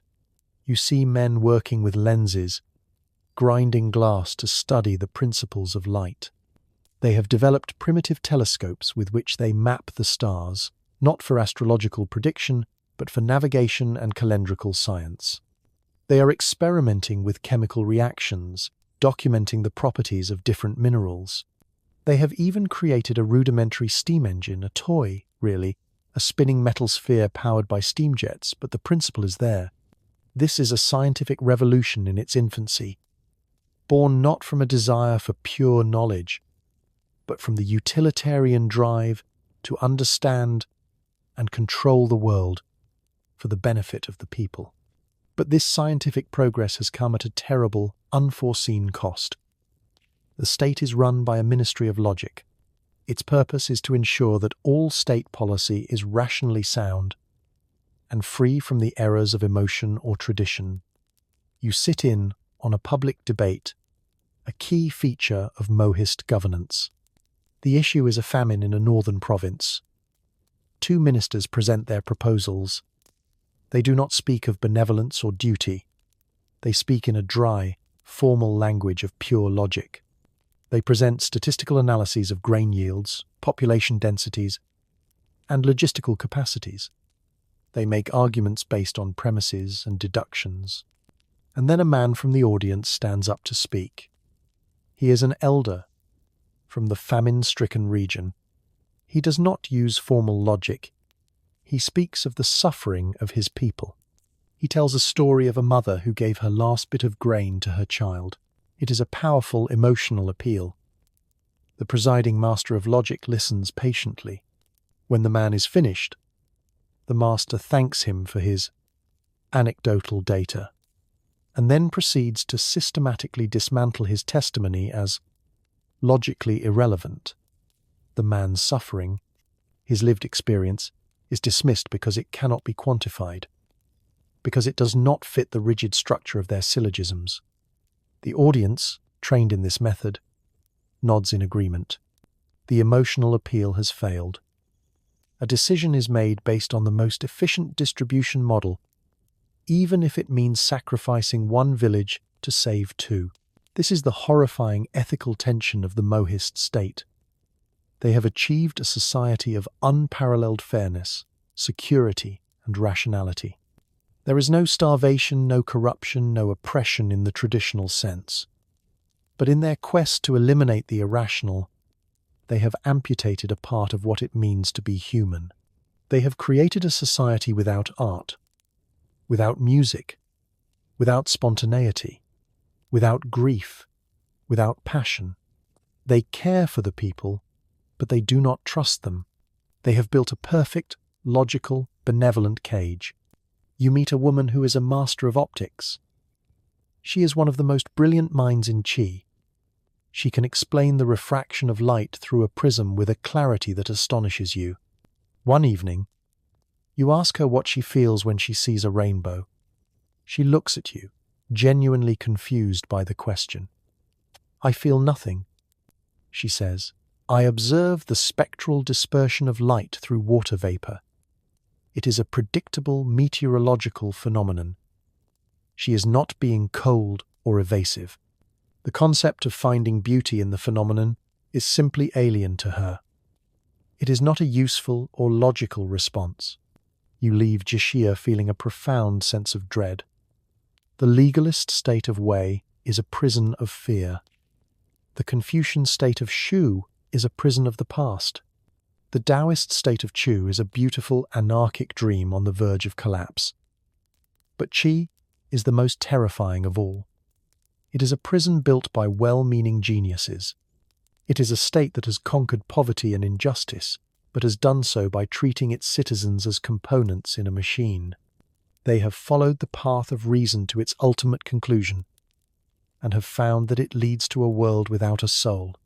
You think of the flamboyant, wasteful, illogical art of the Chu kingdom, and for the first time, you see it not as a weakness, but as a form of rebellion. It is a declaration that there is more to life than mere survival and efficient organization. It is a truth that the brilliant minds of Jixia, in their relentless pursuit of the logical good, have rendered themselves incapable of understanding. The world has spun on. Decades have passed since you last walked the austere streets of Jixia, or drank wine on a riverboat in Chu. You are now an old man, a respected advisor in the court of a minor southern lord, a vassal of the great Chu Empire. Your travels are a memory, a story you tell to younger, more ambitious men. One day, a breathless messenger arrives, not from a rival kingdom, but from the sea. A ship has landed at a nearby port, a ship unlike any seen before. It carries men from an empire so distant it exists only in the garbled tales of desert merchants. They call themselves Romans. They have not come to conquer.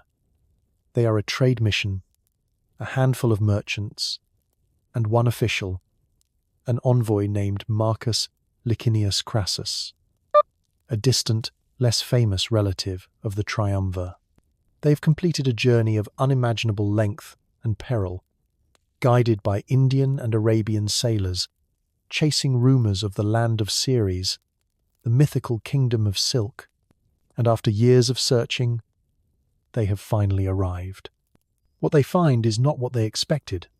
The real-world anchor here is the long-held Roman fascination with China, a place they knew only as a source of luxury goods and a land ruled by a single mighty emperor.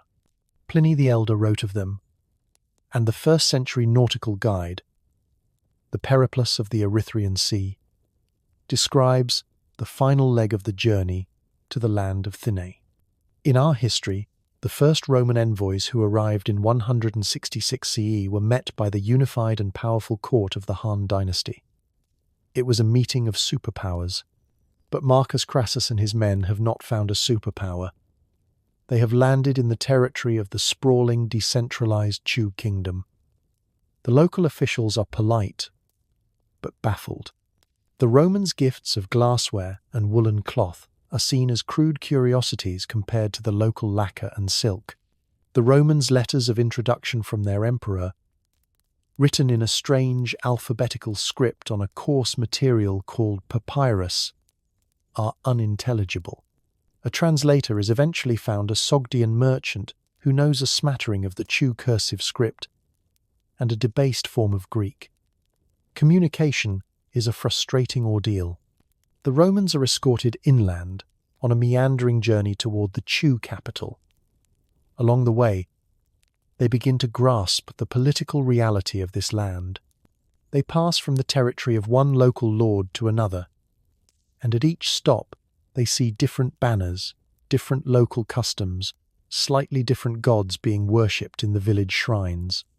The Chu officials try to explain the concept of their kingdom, its Taoist philosophy of loose governance, but to the Roman mind, accustomed to the rigid, legalistic structure of their own empire, it sounds like anarchy. Finally, they reach the northern border of Chu. The Romans expect to be handed over to officials of the same empire. Instead, they are taken to a fortified wall. On the other side are soldiers of the kingdom of Shu, and they are hostile. The Romans have stumbled into the middle of a border dispute. It takes weeks of negotiation before they are allowed to pass. In Shu, they enter a world that is the polar opposite of Chu. Here is order, ritual, and a suffocating reverence for the past. The officials are aloof and obsessed with proper ceremony. The unexpected twist is the Roman conclusion.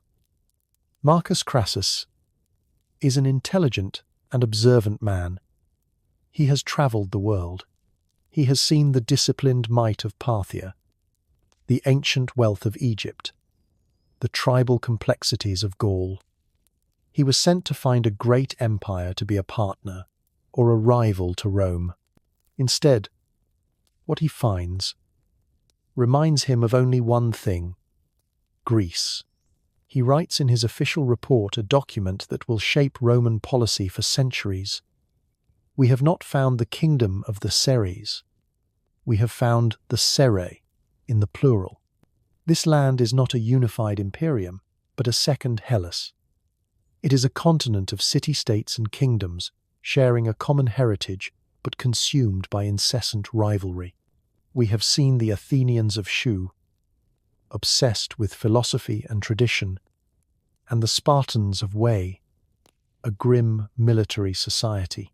We have seen the commercial genius and naval power of Corinth in the coastal state of Chi, and the decadent artistic luxury of Syracuse in the southern kingdom of Chu.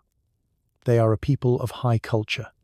Their crafts are exquisite, their cities ancient, but they are politically immature, incapable of the unity required for true greatness.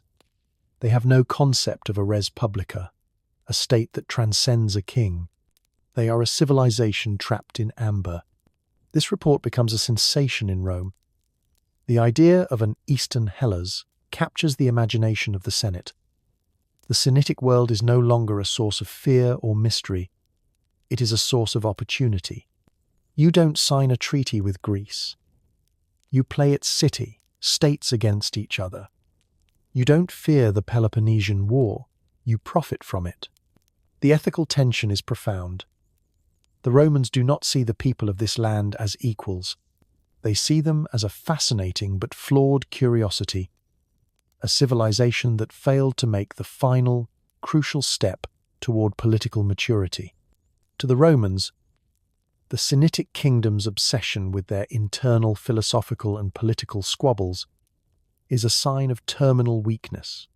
The Logographic Schism, the competing walls, the Xiongnu hegemony in the north, all of it confirms to Crassus that this is a fractured world, ripe for commercial exploitation. Roman merchants begin to arrive in greater numbers. They are shrewd, pragmatic, and utterly cynical. They learn quickly. They sell Qi steel to the kingdom of Chu to help them in their border skirmishes with Shu.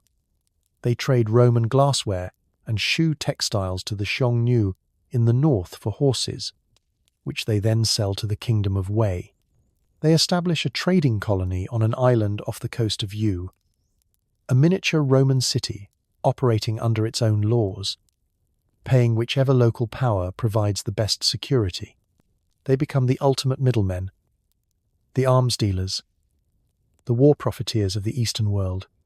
You, as the old advisor, are granted a meeting with Marcus Crassus before he departs. You try to explain the depth of your world. You speak of the poetry of Chu, the logic of the Mohists, the moral philosophy of Confucius. He listens politely through the Sogdian translator. When you are done, he smiles a thin Roman smile. Your philosophies are very deep, he says. In Greece, they had many deep philosophies. It did not stop my ancestors from conquering them. An empire is not built on poetry. It is built on legions, on laws, and on a single, unified will. His words leave you cold. You realize he is not just an envoy. He is a predator who has scented weakness. He has looked upon your entire civilization, with all its rich, complex, warring truths, and has seen nothing but a market. The dagger that killed Ying Zheng was meant to preserve the diversity of the 100 schools, to save the world from a single, monolithic truth. And it succeeded. But in doing so, it created a world so diverse, so divided, that it could not recognize the face of a true predator when it arrived. The Romans are not here to burn your books. They are here to buy your silk, sell you swords to kill your neighbors, and write you off in their history books as a clever, tragic failure. The Roman ships are a regular sight on the southern coasts now, but another vessel has followed in their wake. It is a different kind of ship, carrying a different kind of passenger. They are monks, their heads shaved, their robes the colour of saffron and earth. They have come not from the west, but from the south, from the island of Lanka and the ports of the Indian subcontinent. They bring with them the teachings of the Buddha. In our history, Buddhism entered China overland, through the Silk Road, during the stable, unified Han dynasty. It was a slow, top-down process, often sponsored by emperors and adopted by the elite. It gradually syncretized with existing Taoist and Confucian beliefs, becoming one of the 3 great pillars of Chinese thought, a unifying cultural force. But here, the path is different, and the consequences are explosive. Buddhism arrives in a fractured world, and so it fractures as well. It enters not through one door, but through many, and in each room it becomes something new. Your journey takes you back to the southern empire of Chu. The kingdom is in a state of spiritual ferment. The traditional Taoist aristocracy, with its focus on nature, mysticism, and the pursuit of personal immortality, has grown decadent and aloof. The common people, the farmers, the artisans, the descendants of the conquered Yue tribes find little solace in the subtle poetry of the Tao. Into this spiritual vacuum comes the southern path of Buddhism. This is not the staid, philosophical Buddhism of the elite. This is Theravada Buddhism, carried by sea, but it has transformed on its journey. It has become a messianic, populist faith. The monks who preach in the marketplaces of the Chu capital speak of karma and reincarnation not as abstract concepts, but as an iron law of social justice. They tell the poor and the downtrodden that their suffering in this life is a result of past deeds. but that through devotion and right action, they can be reborn into a paradise, a pure land, or even as a king. They speak of the Buddha not just as a great teacher, but as a divine savior. They speak of bodhisattvas, enlightened beings who have delayed their own nirvana to help suffering humanity, as powerful, active gods who can answer prayers. This message ignites the underclass of Chu. For generations, they have been ruled by a whimsical, artistic elite who governed with a light touch but offered no hope of social mobility. Now, a monk in a simple robe tells them their fate is in their own hands. Great temples, funded by the small donations of millions of the faithful, begin to rise along the banks of the Long River. They are vibrant, noisy places, filled with the smoke of incense and the chanting of sutras, a stark contrast to the quiet, empty shrines of the Taoist nature spirits. The unexpected twist is the form this new religion takes. It merges with the deep-rooted shamanistic traditions of the old Yue cultures, the very beliefs Chu tried to absorb and domesticate. The Buddha is worshipped alongside local river gods. Bodhisattvas are seen as great shamans who can travel between the worlds of spirits and men. Reincarnation is blended with ancient animist beliefs in the transmigration of souls into animals and trees. This new river Buddhism is emotional, ecstatic, and revolutionary. It is a religion of the oppressed. The Taoist king and his ministers in their lacquered pavilions watch this with growing alarm. They see it as a foreign plague, a barbarian faith that is poisoning the soul of their kingdom. But they are paralyzed by their own philosophy of wu-wei, inaction.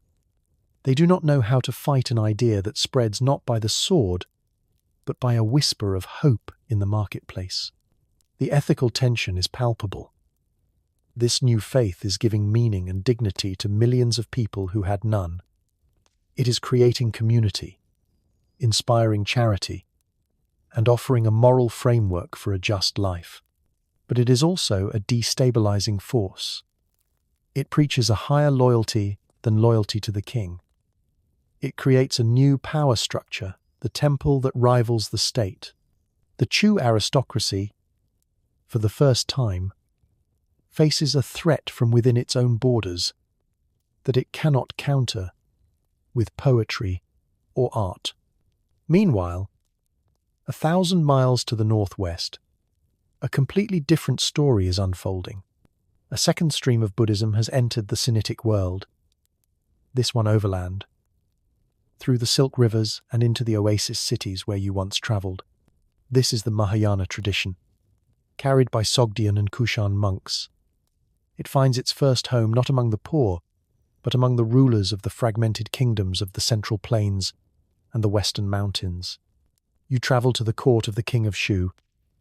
His Confucian scholars, with their rigid adherence to tradition, initially dismissed the new faith. But the king, a shrewd political operator, saw its potential. The Buddhist cosmology, with its concept of the Chakravartin, the wheel-turning monarch, who rules righteously, appealed to his own royal ambitions. The sophisticated philosophy of Mahayana schools like Madhyamaka, with its complex arguments about the nature of reality, intrigued the intellectuals of his court. Here, Buddhism is not a religion of the masses. It is a tool of the state and a plaything of the elite. The real-world anchor is the way various northern dynasties in our timeline, particularly the Northern Wei, used Buddhism to legitimize their rule. In Shu, the king declares himself a living bodhisattva, a patron and protector of the faith. He sponsors lavish translation projects, bringing Buddhist scriptures into the complex Guan script of his kingdom. But the translations are selective. The revolutionary social messages are downplayed. The emphasis is on hierarchy, on order, on the duty of the subject to the righteous ruler. The monasteries are wealthy and powerful, but they are extensions of the court, their abbots appointed by the king. The art is serene, controlled, and deeply influenced by the Greco-Buddhist style of Gandhara, which came with the faith along the Silk rivers. The Buddhas look like Greek gods, their faces calm and otherworldly, their robes flowing like a Roman toga. You stand in a new, state-sponsored monastery carved into a cliffside near the Shu capital. The air is cold and thin. The monks here are scholars, debating fine points of doctrine. The art is beautiful but remote. It speaks of escaping the world, not changing it. You recall the noisy, vibrant, chaotic temple you saw in Chu, a place of passionate belief and social ferment. It is almost impossible to believe they are part of the same religion. The dagger of Jing Ke, which shattered the political unity of the Sinitic world, has now shattered its spiritual future. Buddhism, which in our world became a great unifying ocean, has here been poured into the cracked vessels of the warring states. In Chu, it is a messianic, revolutionary faith of the poor. In Shu, it is a sophisticated, aristocratic philosophy of the rich.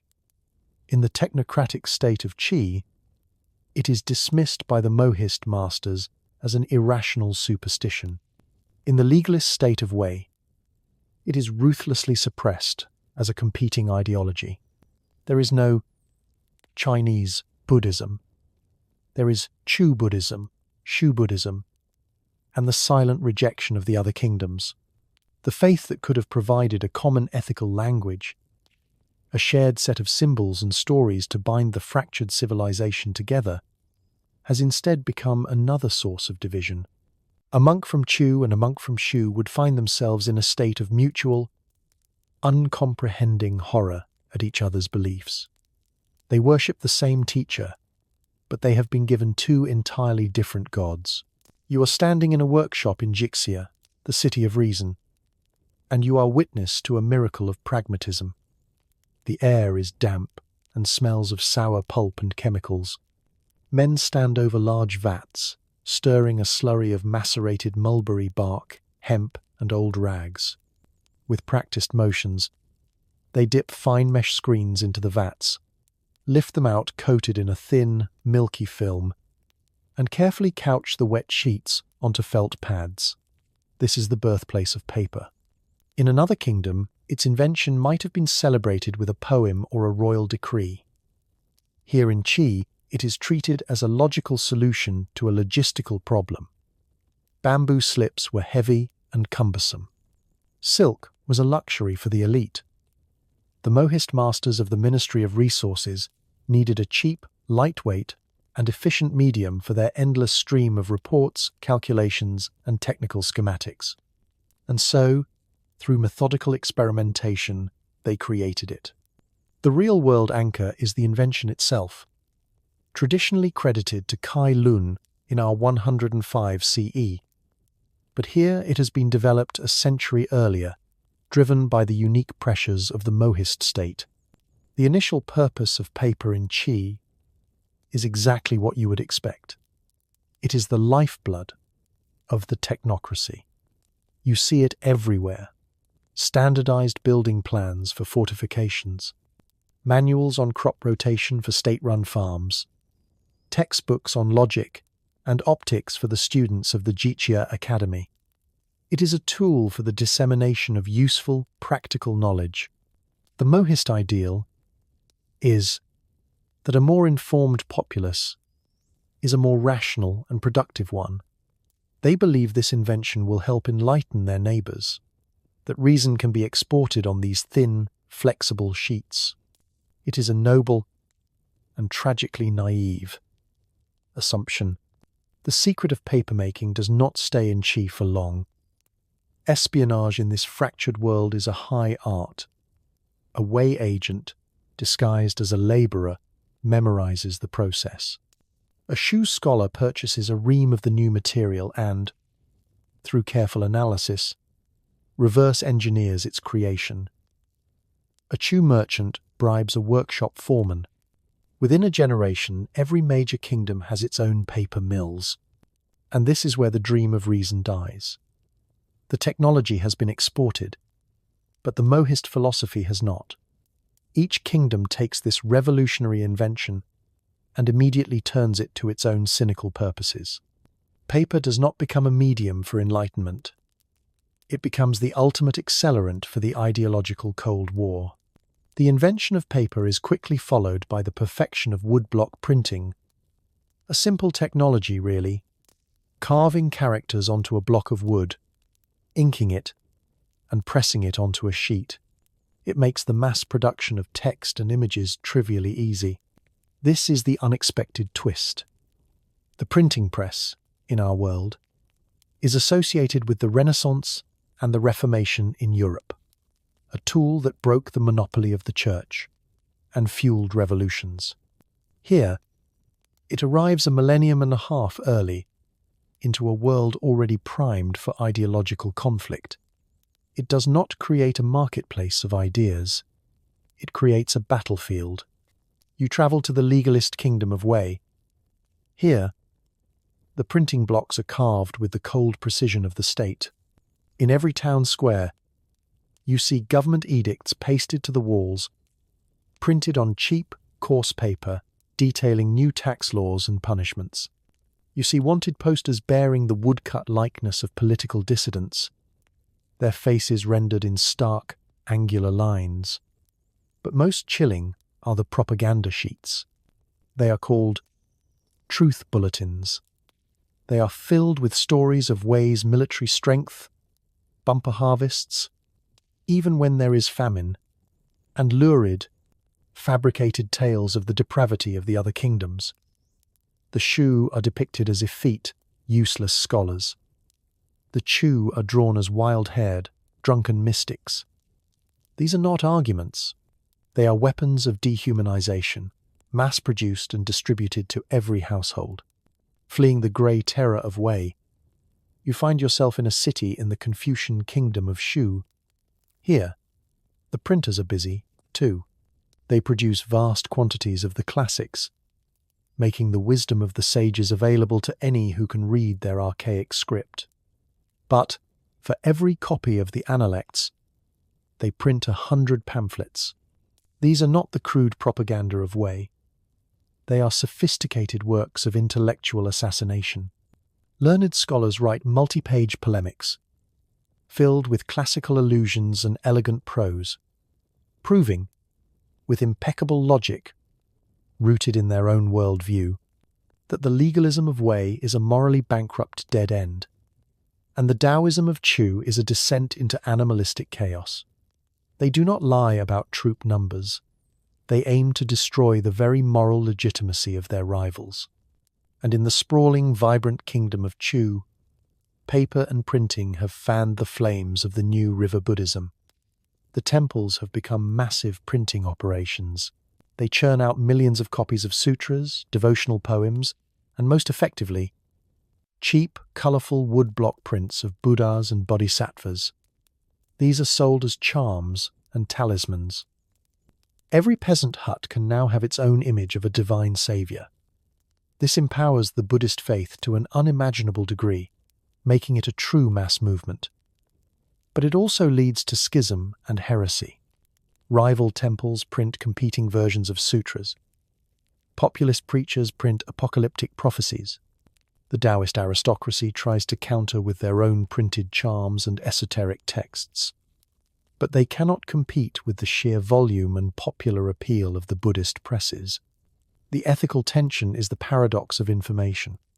The Mohists of Qi gave the world a gift, a tool that could have democratized knowledge and fostered understanding. But knowledge is not wisdom. Giving a man a book does not make him a sage. In this world of warring truths, giving people cheap, accessible information has only made them more entrenched in their own tribe's beliefs. They do not read the pamphlets of their enemies to understand them. They read them to have their own prejudices confirmed. It has become a world of what we might call fake news, where every state produces its own version of reality, and the populace consumes it eagerly. You stand in a marketplace in a border town. a place where the territories of Shu, Wei, and Chu uneasily meet. It is a war of paper. At one stall, a vendor sells the grim, official truth bulletins from Wei. At another, a scholar from Shu has laid out his elegant, searing critiques of his neighbours. And at a third, a smiling monk from Chu is handing out brightly coloured Buddhist prints. People gather around the stall that reflects their own identity, buying the reality they prefer. The mandate of heaven, the ancient idea that a single, just ruler would unite the world, is dead. In its place is a new, more chaotic power, the mandate of paper. Legitimacy no longer comes from divine favour or military might alone. It comes from the printing block. It comes from the ability to disseminate your truth more effectively than your enemy. The Sinitic world has not been unified by a conqueror. It has been permanently shattered by 1,000 million printed pages, each one a brick in the walls of mutual hatred. Centuries have bled into one another. The world of the original warring states is a distant memory, a subject for the very histories that are now printed on cheap paper. The stalemate has become a permanent condition. The kingdoms have risen and fallen in influence, their borders shifting like sandbars in a river, but the fundamental fractured reality remains. Shu is still Shu, its Confucian bureaucracy ossified but resilient. Qi is still Qi, its technocracy now facing the internal threats of social unrest from a populace weary of pure logic. Chu has been racked by religious civil wars between the populist river Buddhists and the resurgent Taoist nobility. Wei remains a grim military machine, the Xiongnu still lord over the northern steppes, milking their Sinitic client states. It is the early 13th century, and a storm is gathering in the far north, a storm of such magnitude that it will make the Xiongnu look like a summer squall. A new unifier has emerged on the steppe, a man who has forged the Mongol tribes into a single terrifying weapon. His name is Genghis Khan. In our history, the Mongol horde faced a series of formidable, unified empires. They conquered the Khwarezmian Empire, the Kievan Rus, and, in a long and brutal campaign, the southern Song dynasty of China. The conquest of the Song was a titanic struggle between two superpowers. It took decades. When it was finally over, the Mongols, under Kublai Khan, established their own dynasty, the Yuan, ruling over a unified Chinese empire for the first time in centuries. They were conquerors, but they also became inheritors of the imperial system. But the Mongols of your world do not find a unified Song dynasty. They look south and see a landscape that is uncannily familiar to them. They see a patchwork of warring states. They see a China that looks just like the collection of feuding tribes they have just finished conquering themselves. The invasion begins. But it is not a single, grand campaign. It is a piecemeal consumption. The Mongols do not need a grand strategy to defeat this fractured world. They simply apply their standard tactics of speed, terror, and divide and conquer. They descend first on the northern kingdoms of Yan and Zhao, the longtime vassals of the now extinct Xiongnu. These states are swiftly annihilated, their cities razed, their populations slaughtered or enslaved. The Mongols are not like the Xiongnu, who were content to be shepherds of states. The Mongols are wolves. Then they turn their attention to the great powers. A Mongol army under a general like Subutai sweeps down toward the grim, militarized kingdom of Wei. Wei's armies are disciplined. Their fortifications are strong. They fight bravely. But they are used to a world of static, positional warfare based on sieges and infantry formations. They have never faced an enemy like this. The Mongol horse archers are a fluid nightmare, a whirlwind of death that refuses to engage in a pitched battle. They feign retreats, drawing the proud Wei legions out from behind their walls, and then encircle and destroy them in the open field. The great Wei war machine, built over centuries to fight other Sinitic states, is broken and scattered in a single campaign season. Simultaneously, another Mongol host drives west into the mountainous kingdom of Shu. The Confucian scholar officials of the Shu court are paralyzed by indecision. They consult the classics. They debate the proper rituals for dealing with this new barbarian threat. They send envoys who are flayed alive. While they debate, the Mongol armies, guided by local traitors, find unguarded mountain passes.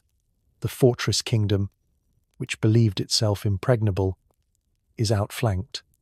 The capital of Xiongnu falls, its great library of classical texts put to the torch. This is the real-world anchor, the Mongol strategy of multi-pronged, simultaneous invasions that overwhelmed their enemies. Here, that strategy is made exponentially more effective because the targets are not provinces of a single empire that can support each other. They are separate, hostile nations who secretly rejoice at their neighbor's destruction, not realizing they are next. The Mohist state of Qi sends no aid to Wei. They are bitter rivals. The Chu Empire watches the fall of Shu with satisfaction, seeing it as cosmic retribution for their rivals' arrogance. The unexpected twist is what happens after the conquest. In our timeline, Kublai Khan, having conquered the Song, was seduced by the splendors of Chinese civilization. He moved his capital to Dadu, modern Beijing, adopted the trappings of a Chinese emperor, and founded the Yuan dynasty, preserving the idea of a unified imperial state. But here, there is no unified state to inherit. There is only a collection of rubble. The Mongol generals who led the separate conquests, men like Jebe, Mukhali, and Subutai's sons, have no interest in rebuilding a civilization they have just shattered. They are warriors, not administrators. They do not see this land as China. They see it as the former kingdom of Wei, the former kingdom of Shu, the former kingdom of Qi. And so the great Khan, busy with his campaigns in the West, parcels out the conquered territories to his leading generals and family members, just as he did in Persia and Russia. The result is not a Yuan dynasty. It is the Ilkhanate of Shu, the Khanate of the Yellow River, ruling the lands of Wei, and the Golden Horde's protectorate of Qi. The Mongol warlords do not become emperors in the Chinese style. They remain Mongol Khans, ruling from fortified encampments, treating their new territories as personal fiefdoms, vast estates to be milked for wealth and manpower. They do not adopt the local scripts or customs. They impose their own law, the yasa, and communicate through translators. The Sinitic world has been conquered, but it has not been unified. It has been shattered and then placed under the control of a dozen different foreign masters who have no allegiance to each other beyond their distant loyalty to the great Khan in Karakoram. The old rivalries between Shu, Wei, and Qi are not erased. They are simply given new Mongol masters. The ethical tension is a bitter one. For 1,000 years, the Sinitic kingdoms had clung to their unique identities, their philosophical differences, their written languages. They had defined themselves against each other, believing their divisions were a sign of their sophisticated diversity. Now, under the Mongol boot, those differences are rendered meaningless. To the new Mongol lord of Shu, the subtle distinctions between a Confucian scholar and a Taoist mystic are irrelevant. They are all just conquered people, sources of tax revenue. The proud aristocrat of Chu and the grim soldier of Wei are equal in their subjugation. You are a scribe in the court of the new Mongol Khan, of what was once the kingdom of Chu. Your master is a man named Aradai, a grandson of a great general. He cannot read any Sinitic script. He holds his court in a vast yurt set up in the ruins of the former king's palace. He presides over a chaotic mix of terrified Chu officials, swaggering Mongol warriors, and opportunistic merchants from every corner of the world. You see a Buddhist monk from the river temples, a Nestorian Christian priest from the west, and a Muslim mullah from Persia, all vying for the Khan's favor, hoping to convert him and gain power. The Mongols, in their ruthless pragmatism, have destroyed the very idea of a middle kingdom. They have opened the floodgates, and the whole world is rushing in. They have not just conquered the land, they have shattered its mirror. For centuries, the Sinitic kingdoms, for all their rivalry, saw themselves reflected in each other. They were all part of the same story, the same struggle for the mandate of heaven. Now, that mirror is broken into 1,000 pieces, and in each shard, the conquered people see only the face of a foreign master. The long, proud, insulated dream of Sinitic civilization is over. The world is a much larger and much more brutal place than they had ever imagined. The Mongol storm, like all storms, eventually passed. The great Khans died, their empire fragmented, and their descendants were either assimilated or overthrown. In the Sinitic lands, the Mongol warlords were driven out by a series of bloody, uncoordinated rebellions.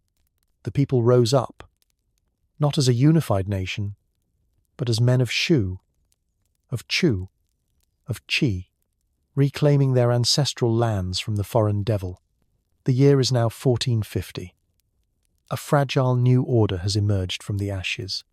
The old kingdoms have been restored, their names resurrected, their royal lines cobbled together from distant cousins and ambitious rebel leaders. They have rebuilt their capitals and their walls, and they have all brought a gift back with them from the Mongol century: gunpowder. In our history, the unified Song, Yuan, and Ming dynasties controlled the development and proliferation of gunpowder weapons. They were a state monopoly, tools of imperial power used primarily to defend the northern border and suppress rebellions. The evolution of firearms was slow, incremental, and centrally controlled. But in this world, there is no central control. The secret of gunpowder, a Taoist alchemical discovery that the Mongols quickly weaponized, is now known to everyone. The engineers of Qi, the blacksmiths of Wei, the bronze casters of Yue, they have all set to work, and their primary customer is the state. What follows is not a renaissance of art and philosophy.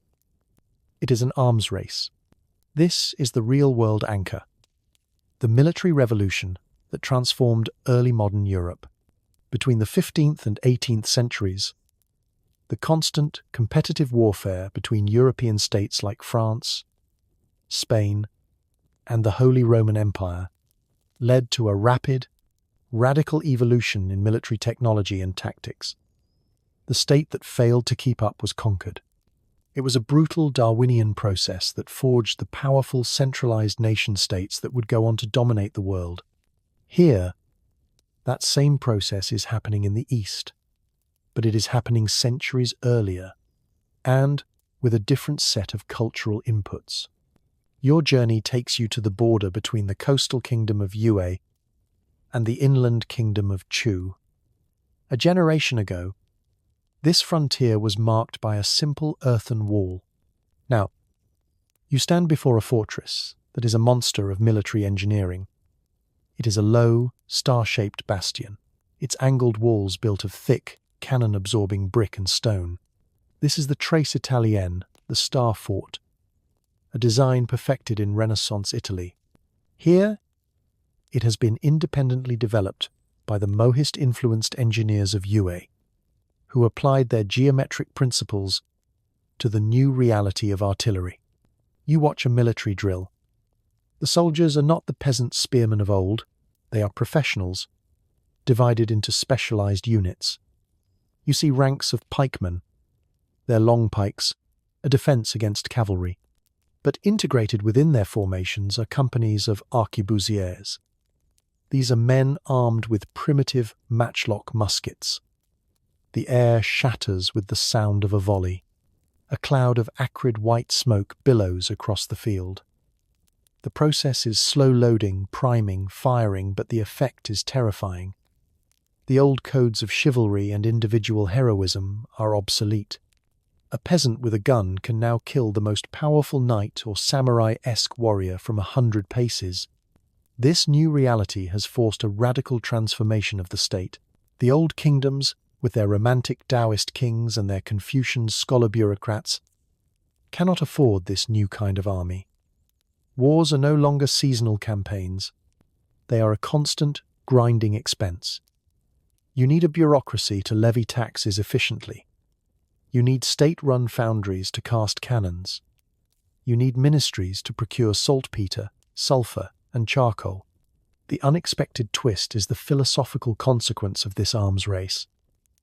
Every kingdom is forced to become more like the ancient states they despised, the legalist state of Wei and the Mohist state of Qi. To survive, the kingdom of Chu must abandon its beloved Taoist principle of Wu Wei and create a centralized ministry of war. The kingdom of Shu must sideline its Confucian scholars, who see soldiers as a necessary evil, and empower a new class of generals and military engineers. The states are becoming more similar, but not through peace or understanding. They are being forced into a grim convergence by the logic of gunpowder. Their unique cultural souls are being hollowed out and replaced with the cold, efficient machinery of the modern fiscal military state. The kingdoms are locked in a high-stakes standoff. The star forts make direct conquest prohibitively costly.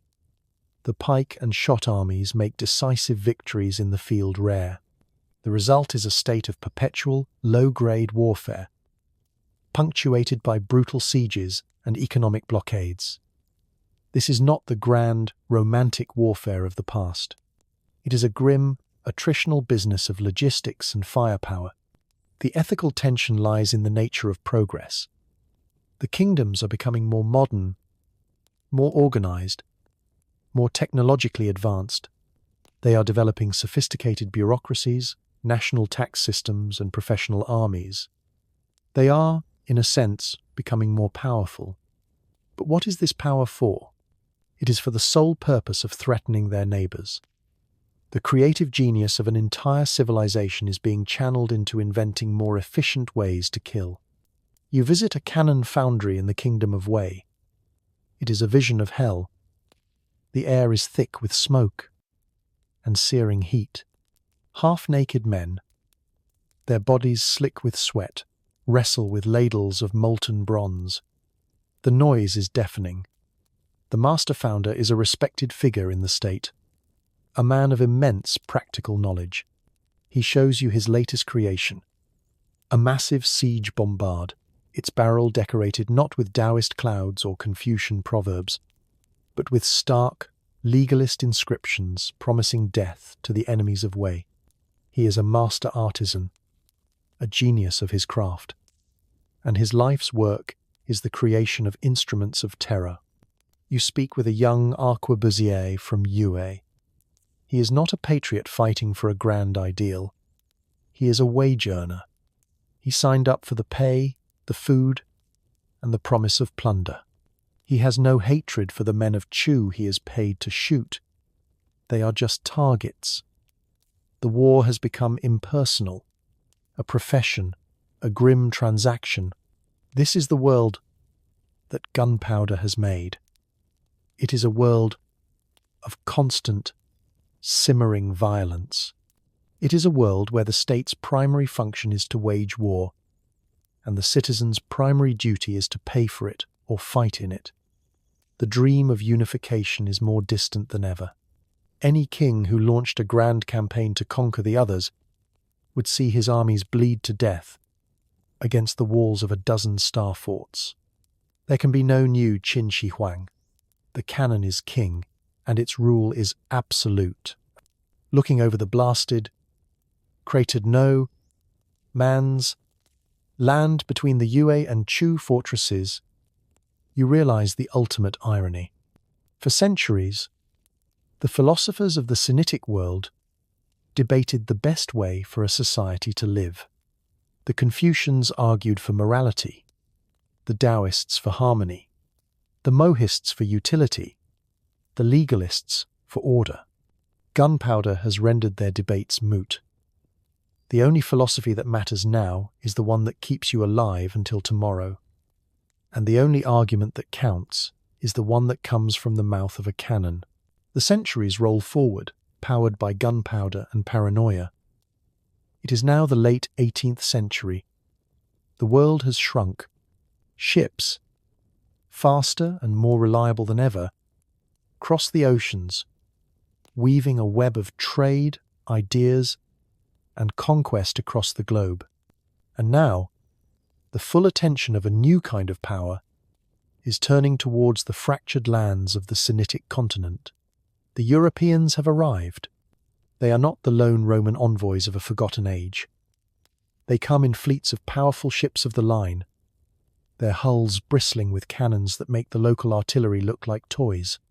They are the British, the French, the Dutch, the Portuguese, the hungry, confident heirs of the very military revolution that the Sinitic kingdoms have been trapped in for centuries. But the European version had a crucial difference. It was funded by the plunder of the Americas and driven by a global mercantile competition that dwarfed the regional rivalries of the East. In our history, these European powers faced a single, vast, but decaying Qing dynasty. The Opium Wars were a national humiliation, a clash between a modernizing maritime empire and a stagnant continental one. The century of humiliation that followed was a traumatic period of foreign domination, but it also hammered home the necessity of a unified national identity to resist the invaders.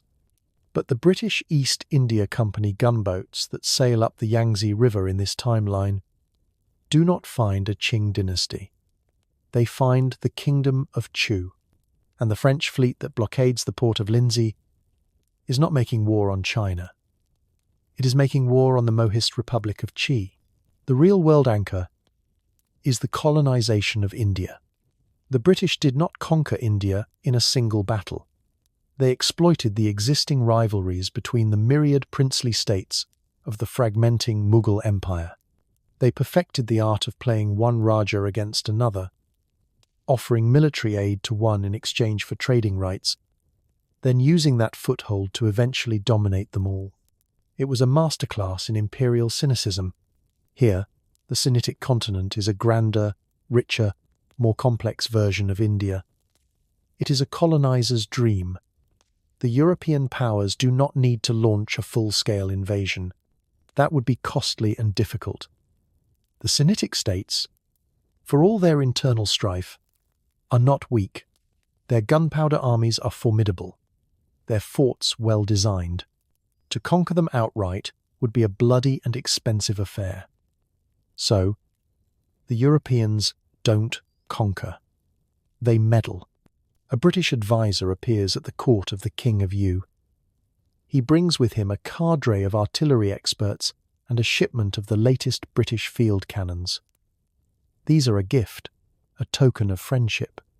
The price? An exclusive trade agreement for Yue's silk and a small coastal enclave, ceded to the British Crown, to be governed under British law.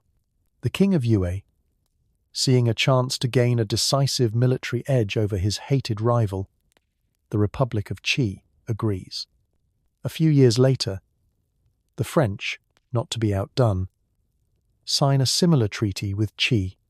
They offer military engineers to help modernize Qi's coastal defenses and train its technocratic armies in the latest European infantry tactics. The price?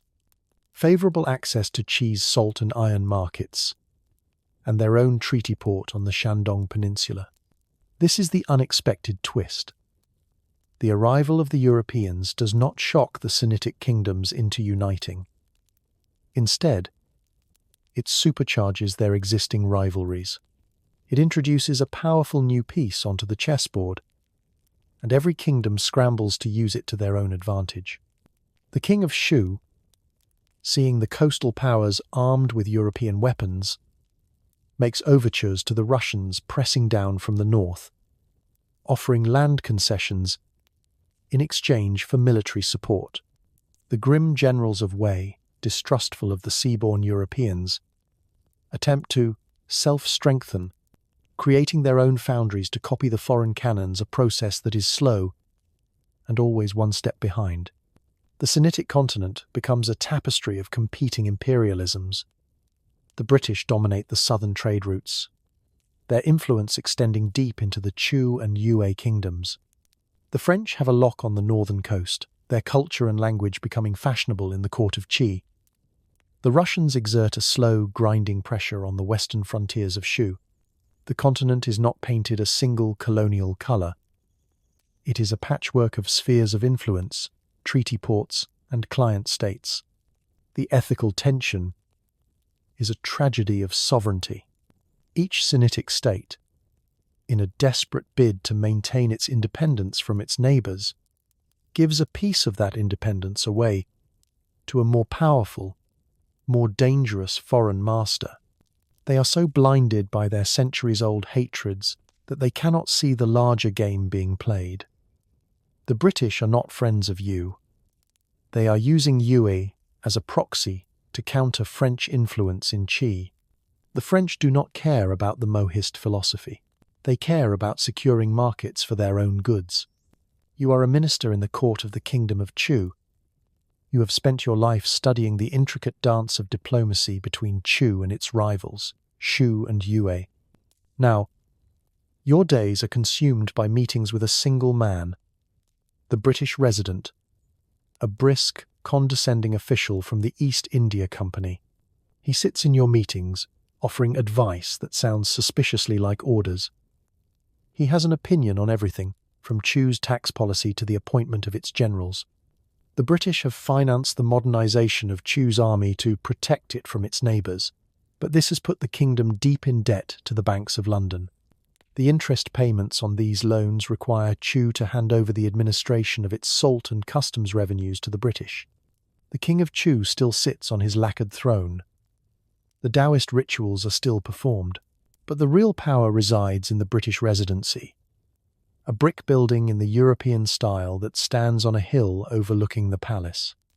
You are no longer a free state. You are a protectorate, a puppet, a cog in a global machine you cannot control. And the bitterest pill to swallow is that your people are complicit. Many of your brightest young men are not studying the Taoist classics. They are learning English, seeking jobs in the British administration, seeing it as the only path to wealth and power. They adopt European dress, European manners, and a European contempt for their own traditions. The dagger that killed Ying Zheng was meant to prevent the tyranny of a single, all-powerful emperor, and for 2,000 years it succeeded. But in doing so, it created a power vacuum, a world of such division that it was ultimately incapable of resisting a new, more insidious form of conquest. The Europeans have not come to put everyone in chains. They have come to offer a better set of chains to one kingdom so it can triumph over another. The dream of a self-determined Sinitic civilization is dying, not with a bang, but with the scratch of a pen on a treaty that signs away its soul for a temporary and illusory advantage. The calendar has turned to the 21st century. You are looking at a satellite image of the East Asian continent at night. In our world, you would see a vast, brilliant wash of light, a single, coherent civilization blazing from the coast to the deep interior, a testament to the power of a unified state. But the image on your screen is different. It is not a solid sheet of light, it is a constellation, a series of bright, dense clusters separated by shadowed, underdeveloped corridors. These are the nations that have grown from the shattered soil of the warring states. There is no People's Republic of China. There is no Republic of China. The word China, a name given to them by foreigners, derived from a dynasty that never was, is used only by outsiders as a vague geographical descriptor, like Scandinavia or the Balkans. To the people who live here, it has no meaning. You zoom in on the Shandong Peninsula and the northern plains. This is the Federal Republic of Qi.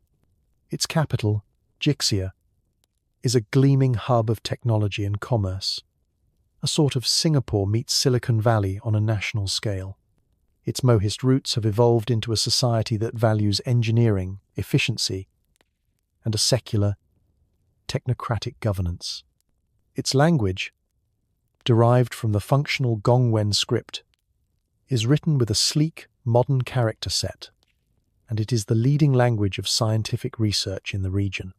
Qi is prosperous, orderly, and deeply integrated into the global economy.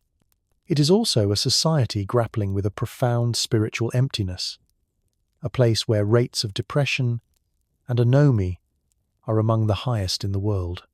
Its people have everything, but many feel they stand for nothing. To the south, you see another great cluster of light, radiating from the Yangtze River Delta. This is the Kingdom of Chu. After a turbulent 20th century that saw the overthrow of the monarchy, a period of brutal military dictatorship, and a violent saffron revolution led by Buddhist monks, the kingdom has settled into a tumultuous but vibrant democracy. Its politics are a chaotic mix of populist religious parties, urban liberal factions, and rural traditionalists. Its culture is a rich, syncretic blend of Taoist aesthetics, Buddhist faith, and a deep-seated regional pride. The legacy of British influence is visible in its common law system and the widespread use of English as a language of business. Chu is creative, spiritual, and chronically unstable. West of Chu, nestled in its mountainous heartland, is the Shu Han Republic. Its history is one of proud isolationism, followed by a traumatic encounter with Russian and later Soviet influence. It spent much of the 20th century as a reclusive, single-party state. Its Confucian-inspired ideology twisted into a form of nationalist authoritarianism. In recent decades, it has opened up, its economy growing rapidly, but its society remains deeply conservative and hierarchical. Its people are fiercely proud of their long, unbroken literary and historical tradition, seeing themselves as the true heirs of the ancient Sinitic civilization, viewing their neighbors as heretics or upstarts. Their relationship with their powerful northern neighbor, the Central Plains Federation, is tense and heavily militarized. That federation, born from the ashes of the old legalist state of Wei, is a grim, powerful nation. It is an authoritarian state with a massive military, its ideology a blend of old legalist principles of state power and 20th century nationalist fervor. It sees itself as the natural hegemon of the continent and views the fragmented states around it with contempt. Its ultimate goal, enshrined in its constitution, is the reunification, a dream of conquering the other states and finally fulfilling the destiny that was stolen from them 2 millennia ago. This is the world Jing Qi's dagger made. Not a unified superpower challenging the West, but an Europe of the East. A continent of proud, ancient, and deeply suspicious nations, each with its own language, its own culture, its own truth. They are bound together by a shared classical heritage, but divided by 2,000 years of separate history. They have fought countless wars, their alliances shifting, their rivalries a permanent feature of global geopolitics. The old walls of rammed earth are gone, replaced by missile defense systems, trade barriers, and competing propaganda networks. The unexpected twist is not in their division, but in their global influence. Without a single, monolithic China to export a unified culture, the influence of the Sinitic world has been diffuse and multifaceted. Japanese and Korean cultures, instead of being shaped by a single dominant neighbor, are a complex tapestry woven from centuries of interaction with rival Qi, Yuan, and Yan. Influences. The art of Chu, with its Taoist Buddhist vibrancy, is hugely influential in the global design and fashion worlds. The logical philosophy and technological prowess of Qi are studied and admired in Western universities. The classical literature of Shu is considered a world treasure, like the epics of Greece. The Sinitic world has not projected power. It has leaked culture, and the final, heartbreaking ethical tension lies in the very concept of identity. In our world, a person from Harbin and a person from Guangzhou, despite their differences, share a common identity as Chinese. It is a powerful, unifying, and sometimes oppressive force. In this world, that identity does not exist. A young woman from the technocratic metropolis of Jixia in Qi feels no kinship with a young man from a Buddhist monastery in the mountains of Chu. They are foreigners to one another. Their nations' histories are defined by mutual conflict. They cannot read each other's newspapers. They do not share the same aspirations. The dream of unification, the ghost of Qin Shi Huang, is not a cherished national goal for most. It is the terrifying ambition of their most dangerous neighbor. For the people of Qi, Chu, and Shu, the reunification is not a glorious destiny. It is a threat of conquest. It is the erasure of their entire history, their identity, their very being. You look at the satellite image one last time, at the constellation of separate, brilliant lights. Jing Kei's dagger saved the world from the brutal, homogenizing tyranny of the first emperor.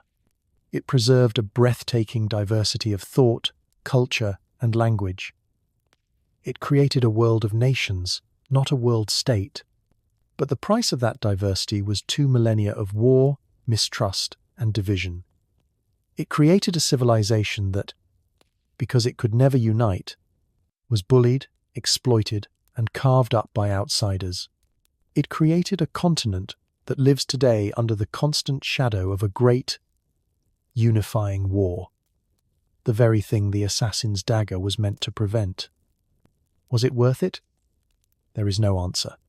There is only the world that is, and the ghost of the world that could have been, forever shimmering on the other side of a single, fateful moment in a throne room 2,000 years ago. So, we step back. The lights come up. The hum of the fan is just a fan again. The world we've just walked through feels vast, doesn't it? A sprawling, chaotic, vibrant, and terrifying alternative to our own. A world without China. In our timeline, the success of Qin Shi Huang was a singularity, an event of such gravitational force that it warped everything that came after it. His brutal, merciless unification was a foundational trauma, an act of creation so violent that its echo defines the East Asian mainland to this day. He forged a subcontinent into a single entity, held together by a standardized script, a centralized bureaucracy, and the powerful, recurring idea of the mandate of heaven. The cost was immense. The erasure of countless local cultures, the suppression of intellectual diversity, the birth of a recurring dynastic cycle of unification and collapse. The benefit was a civilizational resilience, a scale, and a sense of shared identity that allowed China to absorb invaders, survive catastrophes, and re-emerge time and again as a unified whole.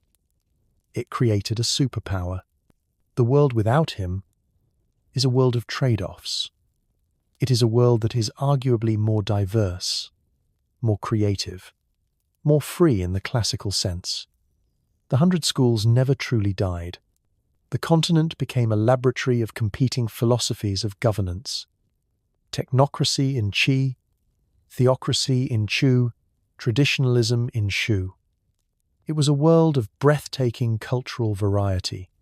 But that variety was paid for in the currency of perpetual conflict.